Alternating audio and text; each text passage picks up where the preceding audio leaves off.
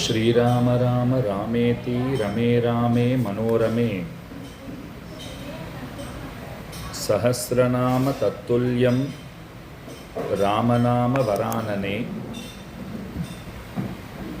आपदाम् अपहर्तारं दातारं सर्वसंपदां लोकाभिरामं श्रीरामं भूयो भूयो नमाम्यहम् असाध्य साधकस्वामिन् असाध्यं तव किं वद रामदूत कृपासिन्धो मत्कार्यं साधय प्रभो வாழி யதிராசன் வாழி யதிராசன் வாழி யதிராசன் என வாழ்த்துவார் வாழியென வாழ்த்துவார் வாழியென வாழ்த்துவார் தாழ் இணையில் தாழ்த்துவார் விண்ணோர் தலை அமுதனார் அமுதம் கமழ் திருவாயும் அலகிலம் சோதிசேர் வடிவும் அமுதமென் நகையும் புகருடன் திகழும் துய்யதாம் முப்புரி நூலும் அமைவுடை குருவாய் அடியவர் கொளியாய் விளங்கும் அண்ணங்காரியர்தம்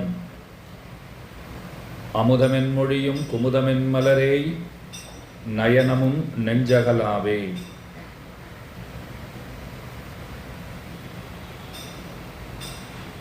பகவான் நம்மிடத்திலே அளவற்ற கருணை உடையவன். நம்மை பெருகைக்காக பற்பல முயற்சிகளை தொடர்ச்சியாக செய்து வருகிறவன். ஒரு உழவன் தன்னுடைய விவசாய நிலத்திலே தொடர்ந்து உழைப்பதைப் போல நம்மை திருத்தி தனக்காக்கிக் கொள்ள ஒரு உழவனைப் போலே உழைத்து வருபவன், உழுது வருபவன் பகவான். அவர் நம்மை அடைய வேண்டும்னு சொன்னால் நம்மிடத்தில் ஏதேனும் நிறை இருக்க வேண்டும் என்று நாம் எண்ணுவோம். நம்மக்கிட்ட ஏதாவது பெருசா இருந்தாத்தான், நாம சத்பாத்திரமா இருந்தாத்தான் அவர் அனுகிரகம் செய்வார்னு நம்புவது அது இயல்பு. விபீஷணன் வந்தபோது பெருமான் சொன்ன வார்த்தை, ராவணனே வந்தானாகிலும் நான் அவனையும் விடமாட்டேன்னு சொல்லி இருக்கிறான். இப்ப அடியன் முன்ன சொன்ன கருத்தோடே கடைசியாக பார்த்த ராவணனே வந்தான்னு சொன்னாலும் அவனையும் விடமாட்டேன்னு சொல்லி இருக்கிறதை சற்றே ஒப்பிட்டு பார்க்க வேண்டும். நம்மிடத்துல நிறை இருந்தால் அவர் அனுகிரகிப்பார். அது என்ன நிறைன்னு நமக்கு தெரிஞ்சிருக்கணுமான்னு ஒரு கேள்வி கேட்டுக்கொள்ளுங்கள். கீழே சொன்ன விஷயத்தை திரும்ப உங்களுக்கு நினைப்பூட்டுகிறேன். நம்மிடத்துல ஏதேனும் நிறை இருந்தால் பகவான் அனுகிரகிப்பார் அப்படின்னு நாம் நம்புகிறோம். நாம் குறைவாளர்களாக இருந்தால் அவர் அனுகிரகிப்பதற்கு வழி இல்லை என்று கருதுகிறோம். ஆனா அவர் என்ன சொல்லியிருக்கார்? ராவணனே வந்தாலும் விடமாட்டேன், சேர்த்துக் கொள்வேன்னு சொல்லியிருக்கார். இப்ப ஸ்ட்ரைட்டா உங்களிடத்துல கேட்கிறேன், ராவணனே வந்தாலும் சேர்த்துக் கொள்வேன்னு சொல்லியிருக்காரே, அப்ப ராவணனிடத்திலே என்ன நிறை இருந்ததுன்னு ஒரு கேள்வி. தேடினாலும் ஒரு நிறையும் கிடையாதுன்னு நாம சொல்லிடுவோம். ராவணனையே கேட்டாலும் அவர் என்னை சேர்த்து கொள்வதற்கு வாய்ப்பே கிடையாது, ஏன்னா என்கிட்ட எந்த நிறையும் கிடையாதுன்னு சொல்லிடுவான். கீர்த்தி மூர்த்தி மகாவித்வான் காஞ்சி பிரதிமாலி பயங்கரம் சுவாமி அவர் ரொம்ப அழகான ஒரு அர்த்தம் சொல்லுகிறார். ஏதாவது நிறை இருந்தால்தான் பெருமான் சேர்த்து கொள்வான்னு நம்புகிறோமே, அது என்ன நிறைங்கிறது நாம தெரிஞ்சுட்டு இருக்கணுங்கிற அவசியம் கூட கிடையாது. நாம நினைவறிந்து மனமறிந்து எந்த நன்மையும் நிச்சயமாக செய்ய போவது கிடையாது. தப்புகளை வேணும்னா ரொம்ப நிறைய ரொம்ப சாவகாசமா பண்ணிட்டு இருப்போம். ஆனா நல்ல காரியங்களை நன்மைகளை பண்றோமானால் அதற்கான வாய்ப்புகள் ரொம்ப குறைவு. வாய்ப்புகள் குறைவுன்னு சொல்றதை விட பண்ணதில்லை, பண்றதில்லை, பண்ண போறதில்லைன்னு அப்படியே நாம் அறிவித்து விடலாம். அப்ப அவர் ராவணனே வந்தாலும் அனுகிரகிப்பேன்னு சொல்லியிருக்காரே, அதுக்கு என்ன அர்த்தம்னால், என்ன நிறை இருக்கிறதுன்னு ராவணனும் அறியாத ஏதோ ஒரு நிறை அது பகவான் அபிப்பிராயத்தாலே இருக்கக்கூடும்னு தான் நாம பதில் சொல்லி ஆக வேண்டும். இதை பிள்ளலோகாச்சாரியர் ரொம்ப அழகா வருணிக்கிறார். என் ஊரை சொன்னாய், என் பேரை சொன்னாய், என் அடியார்களுக்கு ஒதுங்க நிழல் கொடுத்தாய். ரொம்ப ஆச்சரியமா சொல்லி கொடுக்கிறார். ஸ்ரீரங்கத்தில் ஒரு நண்பர் இருக்கார். எனக்கு ஸ்ரீரங்கம் திவ்ய தேசம்னு தெரியாது, அங்கே பகவான் பள்ளி கொண்டிருக்கிறாங்கிறத அறியேன். பேச்சு வாக்கில் சொன்னேன், கூட வேலை பார்க்குறவர் ஸ்ரீரங்கத்தில் இருக்கார், கூட்டுண்டே இருக்கார், பார்க்க போகணும். உடனே பகவான் என்ன எழுதி வைத்துக் கொள்வார் தெரியுமா? இவன் என்னுடைய ஊரை சொன்னான், இவனுக்கு நிச்சயம் அனுகிரகம் செய்வேன். நரசிம்மன்னு கூட வேலை பார்க்குறாருன்னு பேசிட்டு இருந்தேன், எனக்கு நரசிம்மாவதாரமே தெரியாது. அந்த பேரை சொன்னேன் பாருங்க, என் பேரை சொன்னான்னு எழுதி வைத்துக் கொள்கிறார். இன்னும் சில ஆச்சரியமான உதாரணங்கள்லாம் சொல்றார். பசுமாட்டை பிடிக்கணும்னு ஒருத்தன் பின்னாடியே ஓடுறான். அது ஓட்டம் எடுத்தது, வேகமா ஓடுறது, கோயில் அப்படி சுத்திண்டு வந்தது பாருங்க. இவனும் அப்படியே கோயிலை சுத்திண்டே வந்தான். என்னை பிரதட்சணம் செய்தான், அனுகிரகிப்பேன்னு எழுதிக்கிறானாம். ஒரு பெண்ணை ஒருத்தன் விரும்புகிறான். போகிறச்சே வரச்சேலாம் பாடி கார்டு வேலை பார்த்துட்டு இருக்கார் இவர்.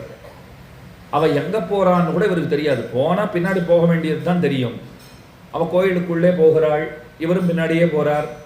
எங்க நுழைகிறோம் ஏதுன்னெல்லாம் தெரியாது. எட்டி எட்டி அவளையே பார்த்துட்டு இருப்பார். அவ உள்ள போனா கை கூப்பின்னு நின்றா இவர் அவளை பார்த்துட்டு கை கூப்பின்னு நிற்கிறார். கோயிலுக்குள்ள இருக்கோங்கிற பிரஜையே இல்லை, அவருக்கு தெரியவே தெரியாது. ஆனா பகவான் என்ன எழுதிப்பார்? என் கோயிலுக்கு வந்தான்னு எழுதிப்பார். இப்படித்தான் மடிமாங்காயிட்டு நமக்கு அனுகிரகம் பண்ணுகிறான் பெருமான். நம்மிடத்துல இல்லாத நிறைகளை அவரா ஏதாவது இருப்பதாக எண்ணிக்கொண்டு கருதி கொண்டு நமக்கு அனுகிரகம் செய்வதற்கு தயாராக இருக்கிறான். இல்லைன்னா எதிவா ராவணஸ்வயம்னு சொல்றதுக்கு வாய்ப்பில்லையே. ராவணனே வந்தாலும் அனுகிரகிப்பேன்னு சொன்னால், ஏதாவது நிறை இருந்தால் தான் அவன் அனுகிரகிப்பான்னு நாம கருதினால், ராவணனிடத்திலே நாம் அறிந்து எந்த நிறையும் இல்லை. அதுக்குத்தான் காஞ்சி பிரதிபாதி பயங்கர சுவாமி எழுதினார், அவன் அறிந்து ஏதாவது நிறை இருக்கக்கூடும். அப்படின்னா என்ன அர்த்தம்னால், அவதாரங்கள் அவர் அனுகிரகம் பண்றதுக்காகத்தான் வருகிறார், நம்மை கை கொள்வதற்காகத்தான் அவதாரங்களையே செய்கிறார். ராவணனை வதம் பண்ணிவிட்டார் என்னால் அந்த வதமும் கூட நன்மையின் பொருட்டு செய்யப்பட்ட ஒன்று. இரணியனை வதம் பண்ணினார் என்னால் அதுவும் நன்மைக்காகத்தான். ஏன்னா இன்னமும் இருந்து பல பேர்களை இவன் துன்புறுத்துவதை காட்டிலும், பல பாபங்களை சேர்த்து கொள்வதை காட்டிலும், அவன் பாபங்கள் செய்வதிலிருந்து அவனை விடுவிப்போங்கிற திருவுள்ளம். அதனால தான் அந்த வதத்தையும் பெருமான் செய்கிறார். ஆக அவதாரங்களிலே அவர் ஏற்றத்தாழ்வெல்லாம் பார்ப்பதுங்கிறது கிடையாது. யாராயிருந்தாலும் சேர்த்து கொள்ள தயாராக இருக்கிறார். இன்னார் இனியாருங்கிற வேறுபாடு வாசி அறியான். அவர் அத்தன் அனுகிரகம் பண்றார்னு சொன்னால், பிராட்டி அதற்காக தான் சில நடவடிக்கைகளை முன்னெடுத்து செயல்படுத்துகிறாள். அதையும் ஸ்ரீராமாயணம் நமக்கு சொல்லுகிறது.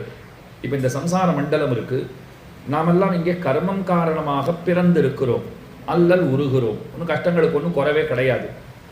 ஏன் பிறந்திருக்கிறோம்னால் சுலபமாக அத்தனை பேரும் சொல்கிறது தான், எல்லாம் பண்ண பாபம் அப்படிங்கிறோம். கர்மங்களை செய்திருக்கிறோம், வந்திருக்கிறோம். அப்போ இந்த இடத்துல சம்சாரத்தில் நாம் இருக்கிறா போலத்தான் லங்கையிலே பிராட்டி இருந்தாள். இப்போ தாயார் லங்கையில் அசோகவனத்தில் இருந்தாள். அதை சொல்லும் போதே நமக்கு என்ன தெரியுமா நினைவிற்கு வர வேண்டும்?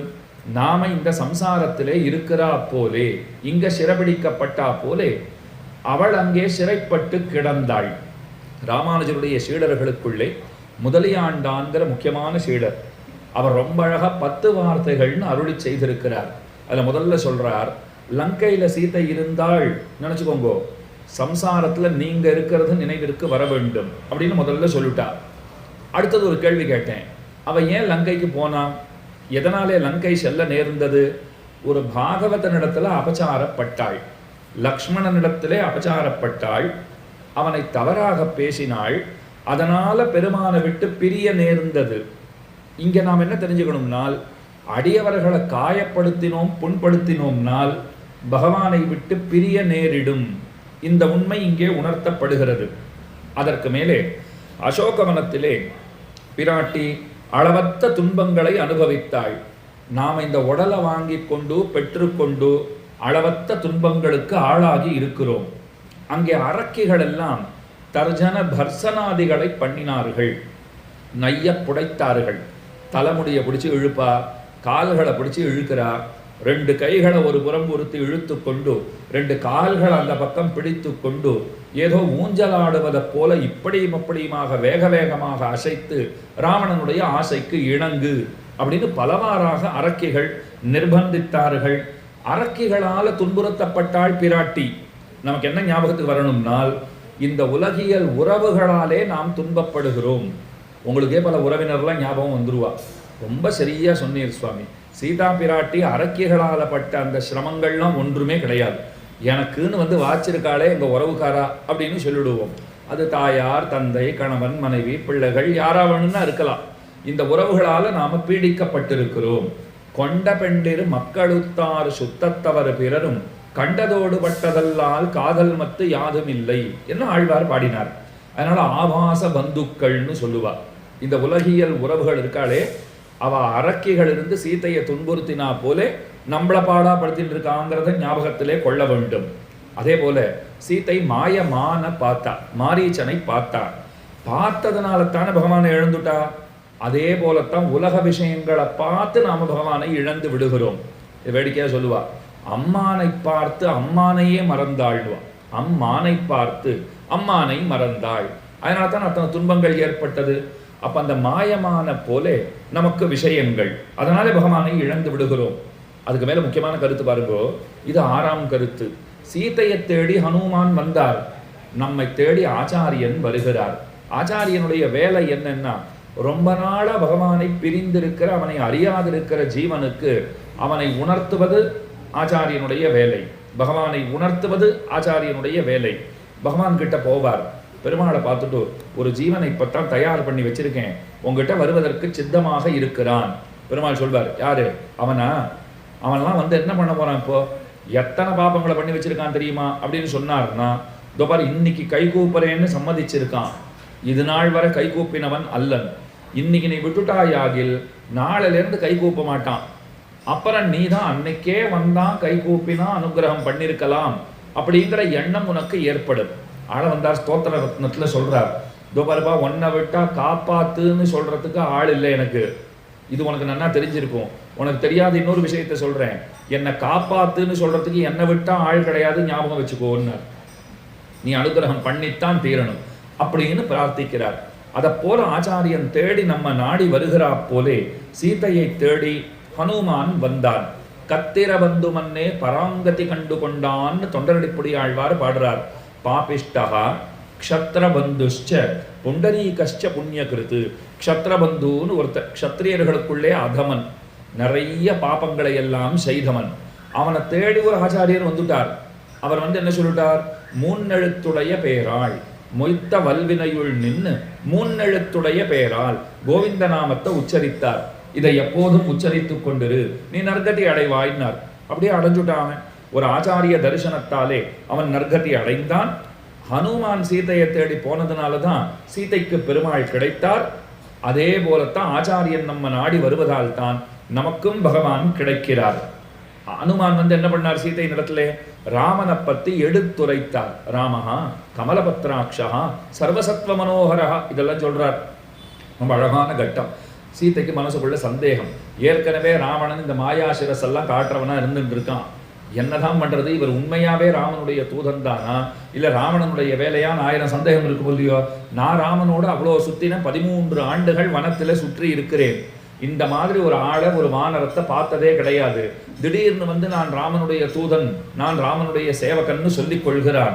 இதை நம்பலாமா வேண்டாமான்னு சந்தேகம். சீதை மெதுவா கேட்டா, நீ ராமனை தெரிஞ்சுட்டு இருக்கேன்னா ராமனை பத்தி சொல்லேன் அப்படின்னா. அவர் சொன்னார், ராமஹா கமலபத்ராட்சா, அவன் செந்தாமரை கண்ணன். சீதை சொன்னா, சரியாத்தான் சொல்லியிருக்கேன், செந்தாமரை கண்ணன் தான் பெருமான்.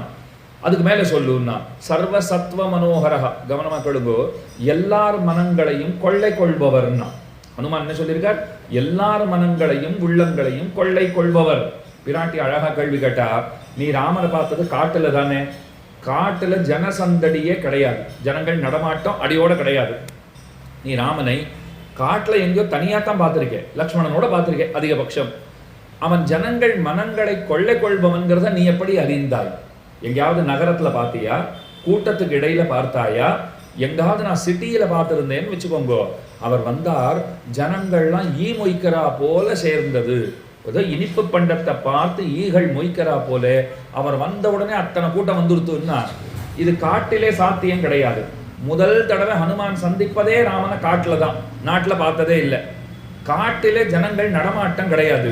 அப்ப ஜனங்கள் மனசை அவர் கொள்ளை கொள்பவர்னு நீ எப்படி தெரிஞ்சுட்டேன்னு கேட்டான். ஹனுமான் அழகா பதில் சொன்னார், நான் வானரன் தானே, வானரங்களுக்கெல்லாம் நின்னமா நில்லா நெஞ்சு உண்டு. ஒரு இடத்துல நாங்கள் நிலையா இருக்கவே மாட்டோம். இங்க பார்ப்போம், திடீர்னு அங்க பார்ப்போம், இத்த பிச்சு போடுவோம், அத்தை பிச்சு போடுவோம், சொல்லவே வேண்டாம். குரங்கு புத்தின்னு பேர் வந்திருக்கோம் இல்லையோ. நம்ம வீட்டு குழந்தையே அதிகம் படுத்தி நான் என்ன சொல்லிடுறோம், ஒரு வால் ஒன்று தான் வைக்கலேன்னு சொல்ற அளவுக்கு குரங்க உபமானமா சொல்லிட்டு இருக்கோம். அப்ப குரங்குன்னா அதுக்கு நின்னமா நில்லா நெஞ்சு. ஹனுமான் சொல்றான், அப்படிப்பட்ட நாங்களே ராமனை பார்த்த பிற்பாடு எங்கள் கண்களை இப்படி அப்படியும் திருப்புவதில்லை. இதுல என்ன தெரிஞ்சுக்கணும்னா, நின்னவா நில்லா நெஞ்சு படைத்த எங்கள் உள்ளங்களையே பகவான் கவர்ந்து விட்டான்னு சொன்னால் ஜனங்களுடைய மனங்களை அவன் கொள்ளை கொள்வதற்கு சொல்ல வேண்டுமா? அதை நாங்க ஊகித்தே தெரிந்து கொண்டோம்னுட்டான். எங்க மனசையே ஜெயிச்சிருக்கான்னா ஜனங்க மனசு ஜெயிக்கிறதுக்கு கேட்கணுமா? அப்போ அதனாலே சொன்னேன். அப்ப ராம குணங்களை எடுத்து சொல்லுகிறான்.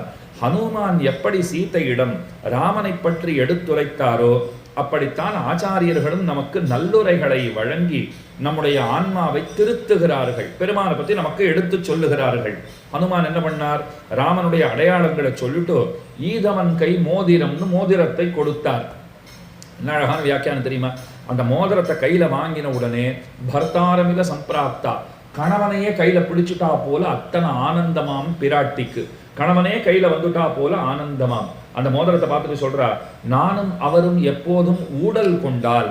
கணவன் மனைவின்னா சண்டையும் இருக்கணும் இல்லையோ, சண்டை மட்டுமே இருந்துடக்கூடாது, அப்பப்போ சண்டையும் இருக்கணும். அதனால அந்த சண்டை ஏற்பட்டதுன்னா எங்களை சேர்த்து வைக்கிற மோதிரம் நாள். பெரியவாச்சான் பிள்ளை ரொம்ப ஆச்சரியமா சாதிக்கிறார். மோதிரம் சேர்த்து வச்சு எங்கேயாவது பார்த்துருக்கீங்களா? மோதிரம் சேர்த்து வைக்குமா? அதுக்கு என்ன உயிர் இருக்கா, பிரஜை இருக்கா? நியாயமான கேள்வி. பெரியவாச்சான் பிள்ளை சொல்றார், கணவன் மனைவிக்கு சண்டை வந்ததுன்னு வச்சுக்கோங்களேன், பெரும்பாலும் தப்பு மனைவியே பண்ணி இருந்தாலும் கணவன்மார்கள் தான் மன்னிப்பு கோரணுங்கிறது எழுதப்படாத சட்டம். அது யார் தப்பு பண்ணியிருந்தாலும் சரி, இவர் போய் சரி அதெல்லாம் ஒன்றும் மனசுல வச்சுக்கார், ஏதோ நடந்து போச்சு, மனசுக்குள்ள அப்படியே இவர் பொறுமின்னு இருப்பார். தப்பு அவ பண்ணியிருக்கா, இருந்தாலும் நான் இதை சொல்ல வேண்டியிருக்கு, ஏன்னா குடும்பம் நடக்கணும் இல்லையோ, சௌகரியமா குடும்பம் நடந்துட்டு போகணும், யாரோ ஒருத்தர் விட்டு கொடுத்துட்டா நல்லதுன்னு சொல்லிட்டே இருக்கார். ராமனும் அப்படிப்பட்டவர் தான், எப்பவும் மன்னிப்பு கேட்டுருவார். ஆனா ஒரு சமயம் மன்னிப்பு கேட்கறதுக்கு அவர் தயாரா இல்லை. இன்னைக்கு என்னதான் நடக்கிறது பார்க்கலாம்னு இருந்துட்டார். கார்த்தாலேயே ஏதோ ஒரு சலசலப்பு சண்டை ஏற்பட்டிருக்கு போல் இருக்கு. ராத்திரி வரைக்கும் இன்னும் சமாதானம் ஆகலை. அவளும் பேசலை, இவரும் பேசலை. கடைசியில் 2 பேரும் அறைக்கு வந்து சேர்ந்தார்கள். அந்த பக்கமா பார்த்துட்டு ஒரு கழித்து தாயார் படுத்து கொண்டு விட்டாள். இப்பவாவது பேச மாட்டாளான்னு இவருக்கு ஒரு ஆசை இருந்துட்டு இருக்கு. எப்படி பேச வைப்பது? இப்ப நான் தான் பேசணும்னா இதுக்கு நான் கார்த்தாலேயே பேசியிருக்கலாம், இவ்வளவு நாள் இருந்திருக்கவே வேண்டாம். எப்படியாவது அவளை பேச வைக்கணும்னு பார்க்குறோமேன்னு பார்த்தார். கையில மோதிரம் போட்டுருக்கார் பாருங்க, மாமனார் போட்ட மோதிரமாது. அந்த மோதிரத்தை இப்படி கழட்டுறது, திரும்ப போட்டுக்கிறது, போடுறது, கழட்டுறது, இதையே பண்ணிட்டு இருக்கார். அதை மெதுவாக கீழே விட்டார் பாருங்கோ, நங்குங்கிற ஒலியோடு அது கீழே விழுந்தது. உடனே தாயார் அப்படி திரும்ப விடலாம். இந்த மோதிரத்தை போய் போடுவாள், எங்க அப்பா போட்ட மோதிரம், இப்படி அஜாக்கிரதையா கீழே போடுறீரேன்னு பேச்சு கொடுத்துருவலாம். ராமன் அப்ப கேட்பாராம், நீ தான் முதல்ல பேசியிருக்கேன், நான் பேசலை, ஞாபகம் வச்சுக்கோ. இதுக்கு மேல அந்த ஊடலுங்கிறது போய் அவர்களுக்குள்ளே காதலுங்கிறது அரும்புமாம். அதைத்தான் சீதை சொல்றா, இன்னைக்கு அந்த மோதிரம் என் கையில இருக்கு, அவர் பக்கத்துல காணுமேன்னு அவள் அழுகிறாள். பிராட்டியை பற்றி பெருமான் சொல்லுகிற வசந்த வார்த்தை சொல்றேன் பாருங்கோ. சீதை, நீயும் நானும் அணைத்துக் கொள்ளும் போது நாம ஏதேனும் அணிகலன்கள் அணிந்திருந்தோம் என்னால் நம் இருவருடைய நெருக்கத்திற்கு அவைகள் தடைகள்னு நாம் எண்ணுவோம். இது என்ன நம்ம 2 பேருக்கு நடுவுல இந்த நகைகள்லாம் இருக்கணுமா? இப்போ அப்ப 2 பேர் நாம் அணைத்து கொண்டோம்னு சொன்னால் நகைகளை கூட தடைகளாக கருதுவோமே. இன்றைக்கு எனக்கும் உனக்கும் இடையில் எத்தனை தேசங்கள், எத்தனை நகரங்கள், எத்தனை காடுகள், எத்தனை மலைகள், எத்தனை ஆறுகள், எப்படிதான் நீ தாங்கிட்டு இருக்கியோன்னு கேட்கிறார். அப்ப ஹனுமான் வந்தார், கணையாழியை எப்படி கொடுத்து பெருமானுடைய அடையாளங்களை சொன்னாரோ அதை போலத்தான் ஆச்சாரியர்கள் நமக்கு அஷ்டாட்சர மந்திரத்தை உபதேசித்து, குரு பரம்பரையை உபதேசித்து பகவானை பற்றி நமக்கு அறிவிக்கிறார்கள். அதே போல சீதா பிராட்டி என்ன பண்ணாள்? தங்கிட்ட இருக்கிற சூடாமணியை கொடுத்து அனுப்பினாள். அதை போல நாம் ஆச்சாரியருக்கு என்ன செய்ய முடியும்னால், பிளலோகாச்சாரியர் ஒருத்தர் கேட்டார், ஆச்சாரியர் இத்தனை ஒத்தாசை பண்றாரே, அவருக்கு நாம பதிலி என்ன செய்யக்கூடும், திரும்ப ஏதாவது செய்யணும்னா பதிலுக்கு என்ன பண்றது?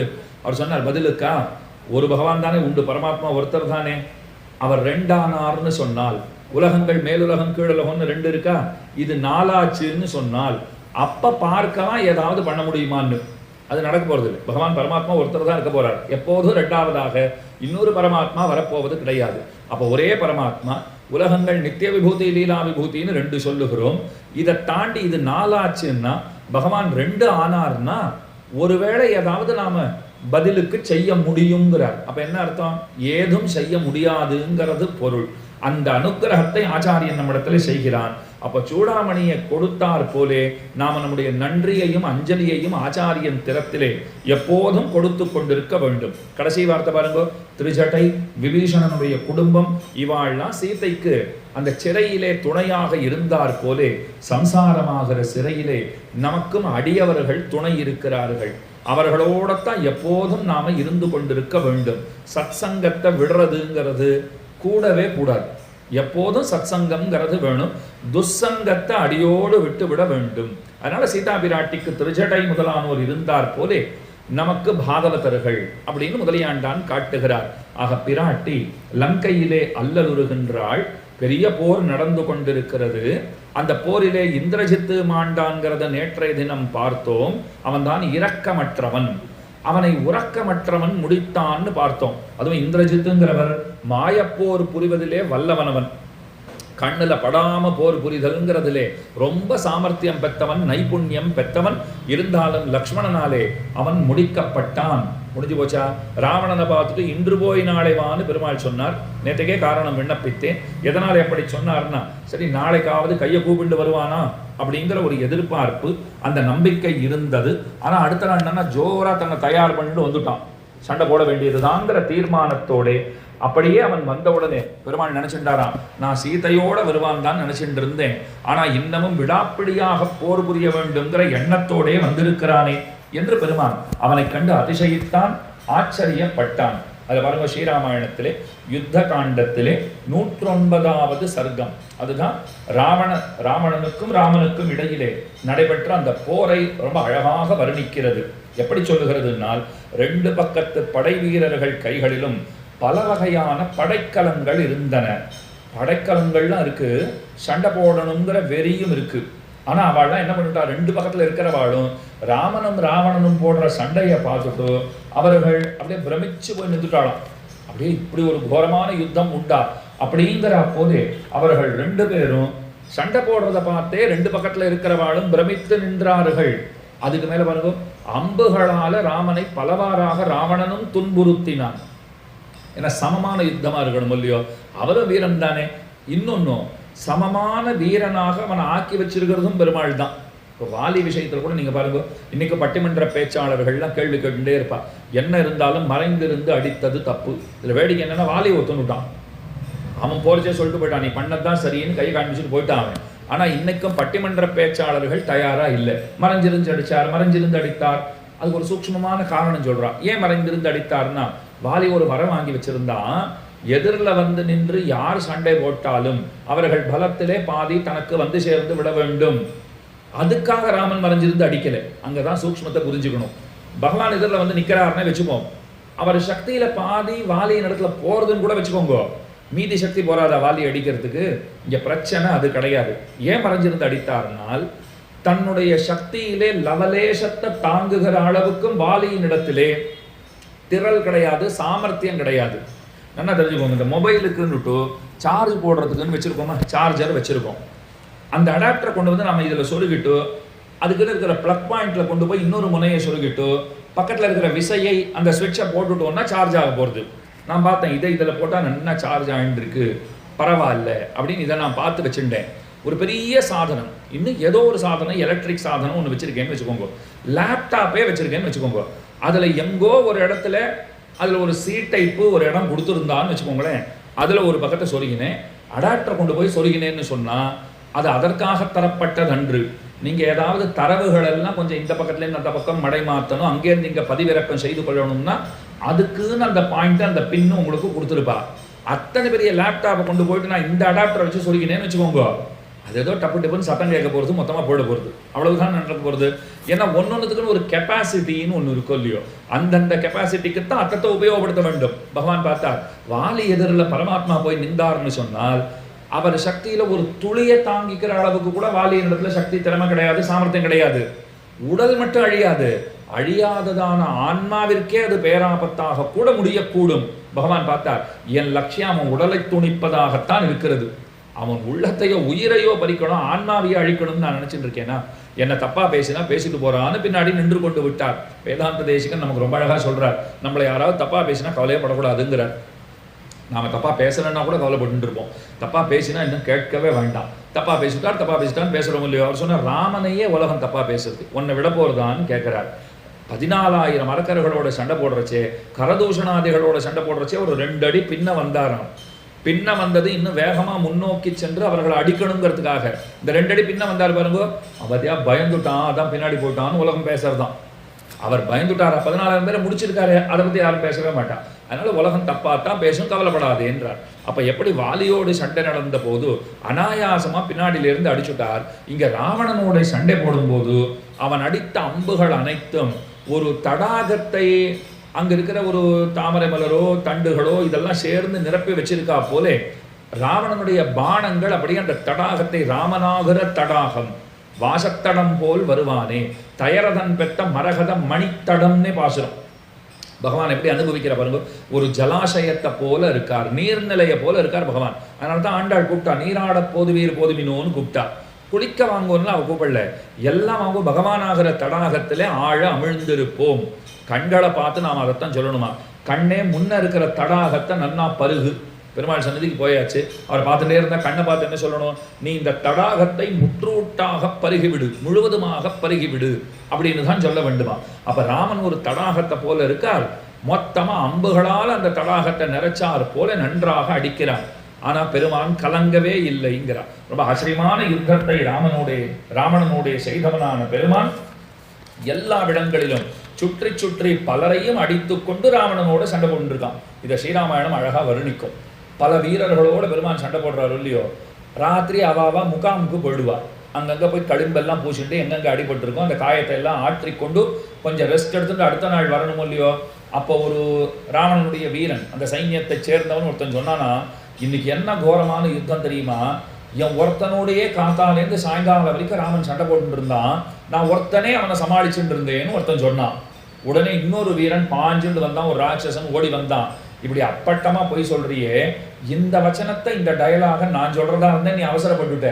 இன்னைக்கு கார்த்தாலிருந்து இப்ப நாம யுத்தம் முடிச்சு வர வரைக்கும் என் கூடத்தான் ராமன் சண்டை போட்டு இருந்தான், நான் தனியாளா சமாளிச்சுட்டு இருந்தேன். அப்ப இன்னும் 100 பேர் இதே வார்த்தையை சொல்லி கொண்டு வந்தா, இந்த பக்கத்துல இருந்து 1000 பேர் வந்தா. கடைசியில தான் அவன் அத்தனை பேருக்கு ஒரு உண்மை புரிஞ்சிருக்கு, அவன் ஒரு ஆளு நம்ம அத்தனை பேரையும் சமாளிச்சுட்டு இருந்திருக்கான். இவள்லாம் என்ன பேசிட்டு இருந்தா, நான் ஒருத்தனும் ராமனை சமாளிச்சுட்டு இருந்தேன்னு பேசிட்டு இருந்தா. அப்படி சுற்றி சுழன்று சூறாவளியை போல அத்தனை பேரோடையும் சண்டை போட்டவரான பெருமான் இப்ப ராவணனோடு அவர் சண்டை போட்டு இருக்கார். என்ன நடக்க போகிறதோன்னு அத்தனை பேரும் பார்த்து கொண்டிருக்கிற அந்த வேளையில் தான் பெருமான் தெரிந்து கொண்டான், இதற்கு மேலும் இவனை விட்டு வைப்பதுங்கிறது இருக்கே அது உத்தமமான காரியமாக இராது, அவனுடைய முடிவு வேளை நெருங்கி விட்டது என்று அறிந்தவனாய் அவனை முடிப்பதாக திருவுள்ளம் கொண்டு கோரமான யுத்தத்தை அவனிடத்திலே செய்தான். தான் கையிலே பிடித்து கொண்டிருக்கக்கூடிய கோதண்ட பாணின்னு பகவானை கொண்டாடுகிறோம். அதில் நின்னும் பெருமான் அம்பு மழையாக பொழிந்தான், தலைகள் அனைத்தையும் துணித்தான். ஓரோரு தலையாக ராவணனுடைய தலைங்கிறது வெட்டப்பட்டது, மொத்த பேரையும் முடிச்சுட்டான். பெருமாளை போது நினைத்து கொண்டான். பல நிந்தன வார்த்தைகளை கூட முதல்ல ராவணனை பார்த்து சொல்றான். ராமன் சொல்றான், இப்போது என்னுடைய ஆண்மையை நீ பார்ப்பாய், நான் இல்லாத நேரத்திலே வந்து என்னுடைய மனைவியை அபகரித்து கொண்டு போனவன் தானே நீ, உன்னுடைய வீரம் எப்பேற்பட்டதுன்னு அப்போதே புரிந்து கொண்டு விட்டேன், உன்னை போன்ற ஒரு கோழையை நான் பார்த்ததே கிடையாது என்று பலவாறாக நிந்தித்து விட்டு அதற்கு மேலே ராவணனுடைய 10 தலைகளையும் பகவான் துணித்தான். ராமன்னா ராவணன் 10 தலையை துணிச்சது ஞாபகம் வச்சுக்கோங்க. கண்ணன்னு சொன்னால் 1000 தோள்களை துணித்தான் பெருமாள். பாணாசுரனுடைய 1000 தோள்கள் 4 மட்டும் விட்டுட்டார். 996 தோள்கள் கண்ணனாலே துணிக்கப்பட்டன. அது பாணாசுர யுத்தத்திலே. இந்த இடத்துல 10 தலைகளையும் பெருமான் துணித்தான்கிறது சரித்திரம். பெரிய சரீரத்தோடைய ராவணங்கிற அந்த அகங்காரத்தாலும் மமகாரத்தாலும் அதாலேயே உருவாகி இருந்தவனான ஒரு பெரிய பிண்டம் அது கீழே விழுந்ததுன்னு சொல்ல வேண்டும். ராவணன் விழுந்தான்னு சொன்னால் துர்குணங்களால கீழே விழுந்தான்னு தெரிகிறது இல்லையோ. இப்போ நேற்றுக்கே சொன்னேன் பாருங்க, கௌசல்யான்னு 1,00,000 பேர் வச்சுக்கிறா, சுமித்ரான்னு கோடி பேர் வச்சுக்கிறா. ஒரு கை காட்ட முடியலையே நம்மளால. இன்னைக்கெல்லாம் மனசுல அதே தான் ஓடிட்டு இருந்தது. ஒரே ஒரு தப்பு தானே பண்ணா. அதுக்கப்புறம் ராமன் அவள் சேர்த்து கொள்ளவில்லையா, ராமனை கொண்டாடவில்லையா? என் சித்திரக்கூடத்துக்கு பரதன் ராமனை அழைக்க வந்த போது அவளும் தானே உடன் வருகின்றாள். முதல்ல எப்படி இருந்தவ தெரியுமாவ, உன் பிள்ளை அந்த பார்த்தேனேன்னு யாராவது சொன்னா ராமனானு தான் கேட்பள். யாராவது கை கிட்ட வந்துட்டோ உன் பிள்ளைய வாசல பார்த்தா எங்க நின்றுட்டு இருக்கான்னா ராமன் ஏன் அங்க போனா? அம்மா ராமனை சொல்ல, உன் பிள்ளை என் பிள்ளை ராமன் தானே. பரதனை சொன்னோன்னா அவனும் என் பிள்ளை தான், மறந்தே போச்சுங்கிற அளவுக்கு ராமனிடத்துல அன்பு. அப்படி இருந்தவள் அப்படியே இருந்திருந்தான்னு வச்சுக்கோங்களேன். இப்ப இந்த கோட்டிலேயே 5-6 பேர் நீங்கள் கைகேயிங்கிற பேரோட இருந்திருப்பீங்க. சட்டுன்னு மாறி போயிட்டா ஒரு கணத்துல. அந்த மந்தரையினால புத்தி மாறி போச்சு பாருங்க. கீழே சொன்னா எப்பவும் சத்சங்கம்ங்கிறது ரொம்ப முக்கியம் சொன்னேன் இல்லையா? இல்லைன்னா நம்ம மந்தரையை போலலாம் ஃப்ரெண்ட்ஸ் வச்சுட்டு இருந்தோம்னா கைகேயை போன்ற நிலைமை தான் ஏற்படுங்கிறத தெரிஞ்சுக்கணும். கைகேயி நடுவில் கொஞ்சம் கெட்டு போனவளுக்கே அந்த கத்தின்னு சொன்னா ஆரம்பத்திலேருந்து எத்தனை ஜென்மமா நாம கெட்டவாடோ நமக்கே தெரியாது. அப்ப நம்ம நிலைமையெல்லாம் என்ன ஆறுது? அதனால அந்த ஒரு பெரிய பிழை. ஒரு குழந்தைக்கு இப்படி பேர் வைக்க முடியாத அளவுக்கு ஒரு கெட்ட பேரை சம்பாதிச்சுட்டாலும் இல்லையோ. தசரதன் பல பேர் வச்சிருக்கா. வடதேசத்துக்குலாம் போனால் நிறைய தசரதன் கிடைப்பான். அந்த பேர்ல தசரதன் பேரை சொல்லுவா. அதே போல கௌசல்யா சுமித்ராலாம் கேட்கவே வேண்டாம், கைகைக்கு போச்சு, அந்த அதிர்ஷ்டம் இல்லாத போச்சு இல்லையோ. அதை போல ராவணனும் கூட எத்தனை நன்மைகளை அவன் சம்பாதித்திருந்தாலும் கம்பர் ரொம்ப அழகா பாடுவார். அவன் எவ்வளவு சிறந்தவன் தெரியுமா? நாரதற்கு ஏற்ப நயம்பட உரைத்த நாவும். நாரதர் எங்க போனாலும் ரொம்ப கெட்டிக்காரத்தனமா பேசுறவர், கண்ணனாலே கீதையிலே கொண்டாடப்பட்டவர், அப்பேற்பட்ட ஏற்றம் இருக்கிறவர். அவர் பேச போறாருன்னா நன்னா படிச்சுட்டு புஸ்தகம் எல்லாம் பார்த்துட்டு தான் ராவணன் கிட்ட போவார். ஏன்னா எப்படியும் மடக்கிடுவான்னு அவருக்கு பயம் இருக்கும். அவனும் மெத்த படித்தவனாக இருக்கிறான், ஜாகிரதையாத்தான் பேசணும் அப்படின்னு எண்ணமா. அதனால அதே போல அவனுடைய வாரணம் பொழுதுதான் மார்பு எப்படி இருக்குங்கிறத விவரிக்கிற பாருங்க. ஒரு சமயம் அவன் திக்கஜங்களை எல்லாம் அழைச்சான். இந்த பூமியை நாற்புறமும் சூழ்ந்து கொண்டு காக்கின்றவர்களான திக்கஜங்கள், பெருப்பெருத்த யானைகள். எத்தனை பெருசுலாம் நம்மளால வர்ணிக்கவே முடியாது. ராவணன் நடுவில் வந்து நின்றுட்டான். பெருப்பெருத்த தந்தங்களோட கூடி இருக்கிற அந்த யானைகள் எல்லாம் பார்த்துட்டு, நீங்க 4 பக்கத்துல இருந்து வந்து என் பேர்ல சண்டை போடுங்கோ, அட்டாக் பண்ணுங்கோன்னு சொல்லிட்டான். இந்த யானைகள்லாம் பார்த்தன, நாங்கள் வந்து முட்டி மோதினா உன் நிலைமை என்ன ஆகும் தெரியுமா அப்படின்னு தான். நான் தானே மோத சொல்றேன், மோதின அப்புறம் உங்க நிலைமை என்ன ஆகுதுன்னு பாருங்கோ அப்படின்னு ராவணன் சொல்லி இருக்கிறான். ஒரு இடத்துல இடுப்புல கையை வைத்துக் கொண்டு நின்று விட்டான், கைகளை வைத்துக் கொண்டு நின்றான். எல்லா பக்கத்தில இருந்தும் ஓடி வந்து அந்த யானைகள் இவனிடத்திலே சண்டை போட வந்தன. அத்தனை வேகமாக ஓடி வந்து பக்கத்துல வந்து அப்படி சற்றே ஜம்ப் பண்ணிட்டு அப்படி எம்பருதோ இல்லையோ, அப்ப நேரம் அந்த தந்தங்களை கொண்டு போய் அவன் உடலிலே பலவிடங்களிலே சென்று புகுத்தின. அவன் உடம்ப தொலைச்சுண்டு தந்தங்கள் எல்லா பக்கத்துலயும் வந்துடுத்தான். அவன் அசையாமல் நிற்கிறான்.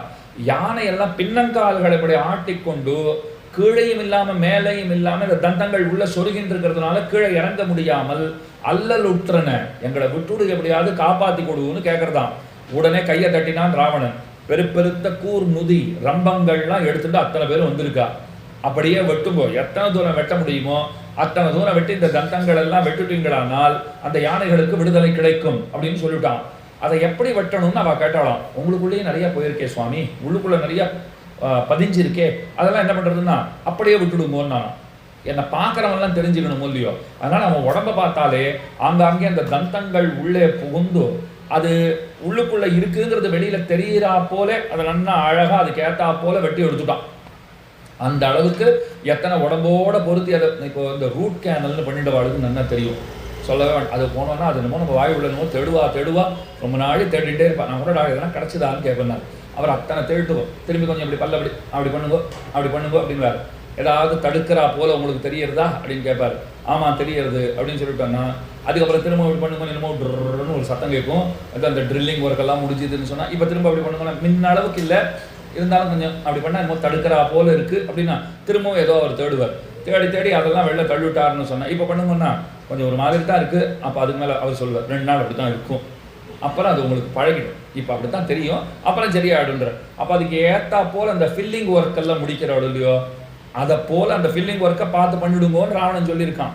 நன்னா வெட்டி எடுத்தாச்சு. வாரணம் பொருத மார்பும் வரையினை எடுத்த தோளும், இந்த தோள்னால கைலாய பர்வதத்தையே அவன் அசைத்திருக்கிறான்னு சொன்னால் எத்தனை பெரிய ஆசாமி. அதே போல கையில சந்திரஹாசங்கிற பெரிய வாழை வச்சுட்டு இருக்கான். இதை கம்பர் எப்போ வர்ணிக்கிறார் தெரியுமா? இன்று போய் நாளை வான்னு சொன்னான்னு சொல்லி ராமன், இன்னைக்கு போயிட்டு நாளைக்கு வான்னா இவன் என்ன சொல்லணும்? நீ யாரா என்ன இன்னைக்கு போயிட்டு நாளைக்கு வான்னு சொல்றது? இப்பவே தயாரா இருக்கேன்னு சொல்லணும் இல்லையோ? நாரதரோட பேசணும்னா நாரதரே தயாராத்தான் வருவார், பயந்துண்டு வருவார். அவருக்கு சட்டு சட்டு சட்டுன்னு பேச கற்றவன், அப்படிப்பட்டவன். இன்று ராமன் இன்று போய் நாளை வான்னு சொன்ன போது ஒரு வார்த்தை கூட சொல்ல முடியல. வீரமும் களத்தே போட்டு வெறுங்கையே மீண்டு போனான்னார். அந்த சந்திரஹாசங்கிற வாளையும் போட்டான். நாரதருக்கு ஏற்ப நயம்பட உரைத்தனா இன்னைக்கு பேச மாட்டேங்கிறது, நான் எழமாட்டேன் என்கிறது. அதெல்லாம் இல்லை, இப்பயே பார்த்துடலான்னு சொல்றதுக்கு தைரியம் இல்லை. வாரணம் பொருத மார்பு வரையினை எடுத்த தோள் எல்லாம் பிரயோஜனம் இல்லாத பொழுத்து அப்படின்னு ரொம்ப அழகா வர்ணிப்பார். அப்ப இத்தனை பெரிய வீரன், வாரணம் பொருத மார்பை உடையவன், ராமனாலே கீழே வீழ்த்தப்பட்டான்.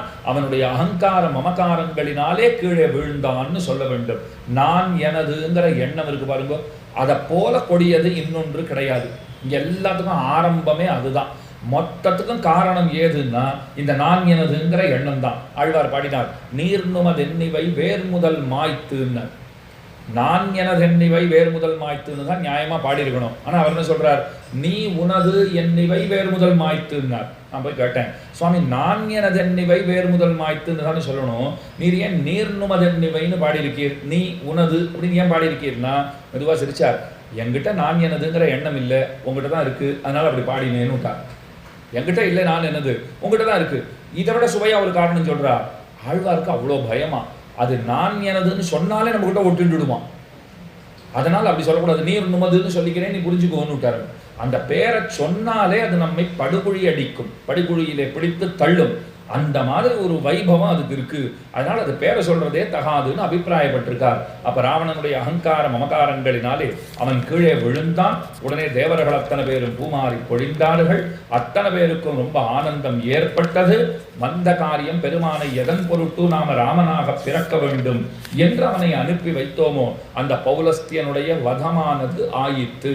பௌலஸ்திய வதம்னு சொல்லுவார்கள். புலஸ்தியருடைய குலத்தோன்றலாய் இருக்கக்கூடியவனான ராவணன் அவன் முடிந்தே போனான், பெருமானாலே வீழ்த்தப்பட்டான் என்று ரொம்ப ஆச்சரியமான சரித்திரத்தை சொல்லிட்டோம். அதுக்கு மேலத்தான் விபீஷணன் கதறுகிறான். அவன் அழறான். கொஞ்சம் அழுகையெல்லாம் வந்தது, எல்லாம் வாஸ்தவம் தான். ராமன் எப்பேற்பட்டவர் பாருங்க, வாலியை தானே அடிச்சுட்டு சுக்ரீவன் அழறான் பாருங்க. சுக்ரீவனோட பெரிய கதறல். சுக்ரீவன் பார்க்கறான், என்னோட பெருசா யாரோ அழறாளே யாருன்னு பார்த்தா ராமன் அழுதுன்னு இருக்காராம். நீயே அழகனா, நீ அழுத பார்க்க எனக்கு தாங்கலைங்கிறார். எத்தனை உடஞ்ச மனசு பாருங்க அவருக்கு, இழகிய மனசுன்னு வளர்வு. கண்ணனை பற்றி கூட சொல்லுவாள். அபிமன்யு போன உடனே அர்ஜுனன் அழுதுன்னு இருந்தான்.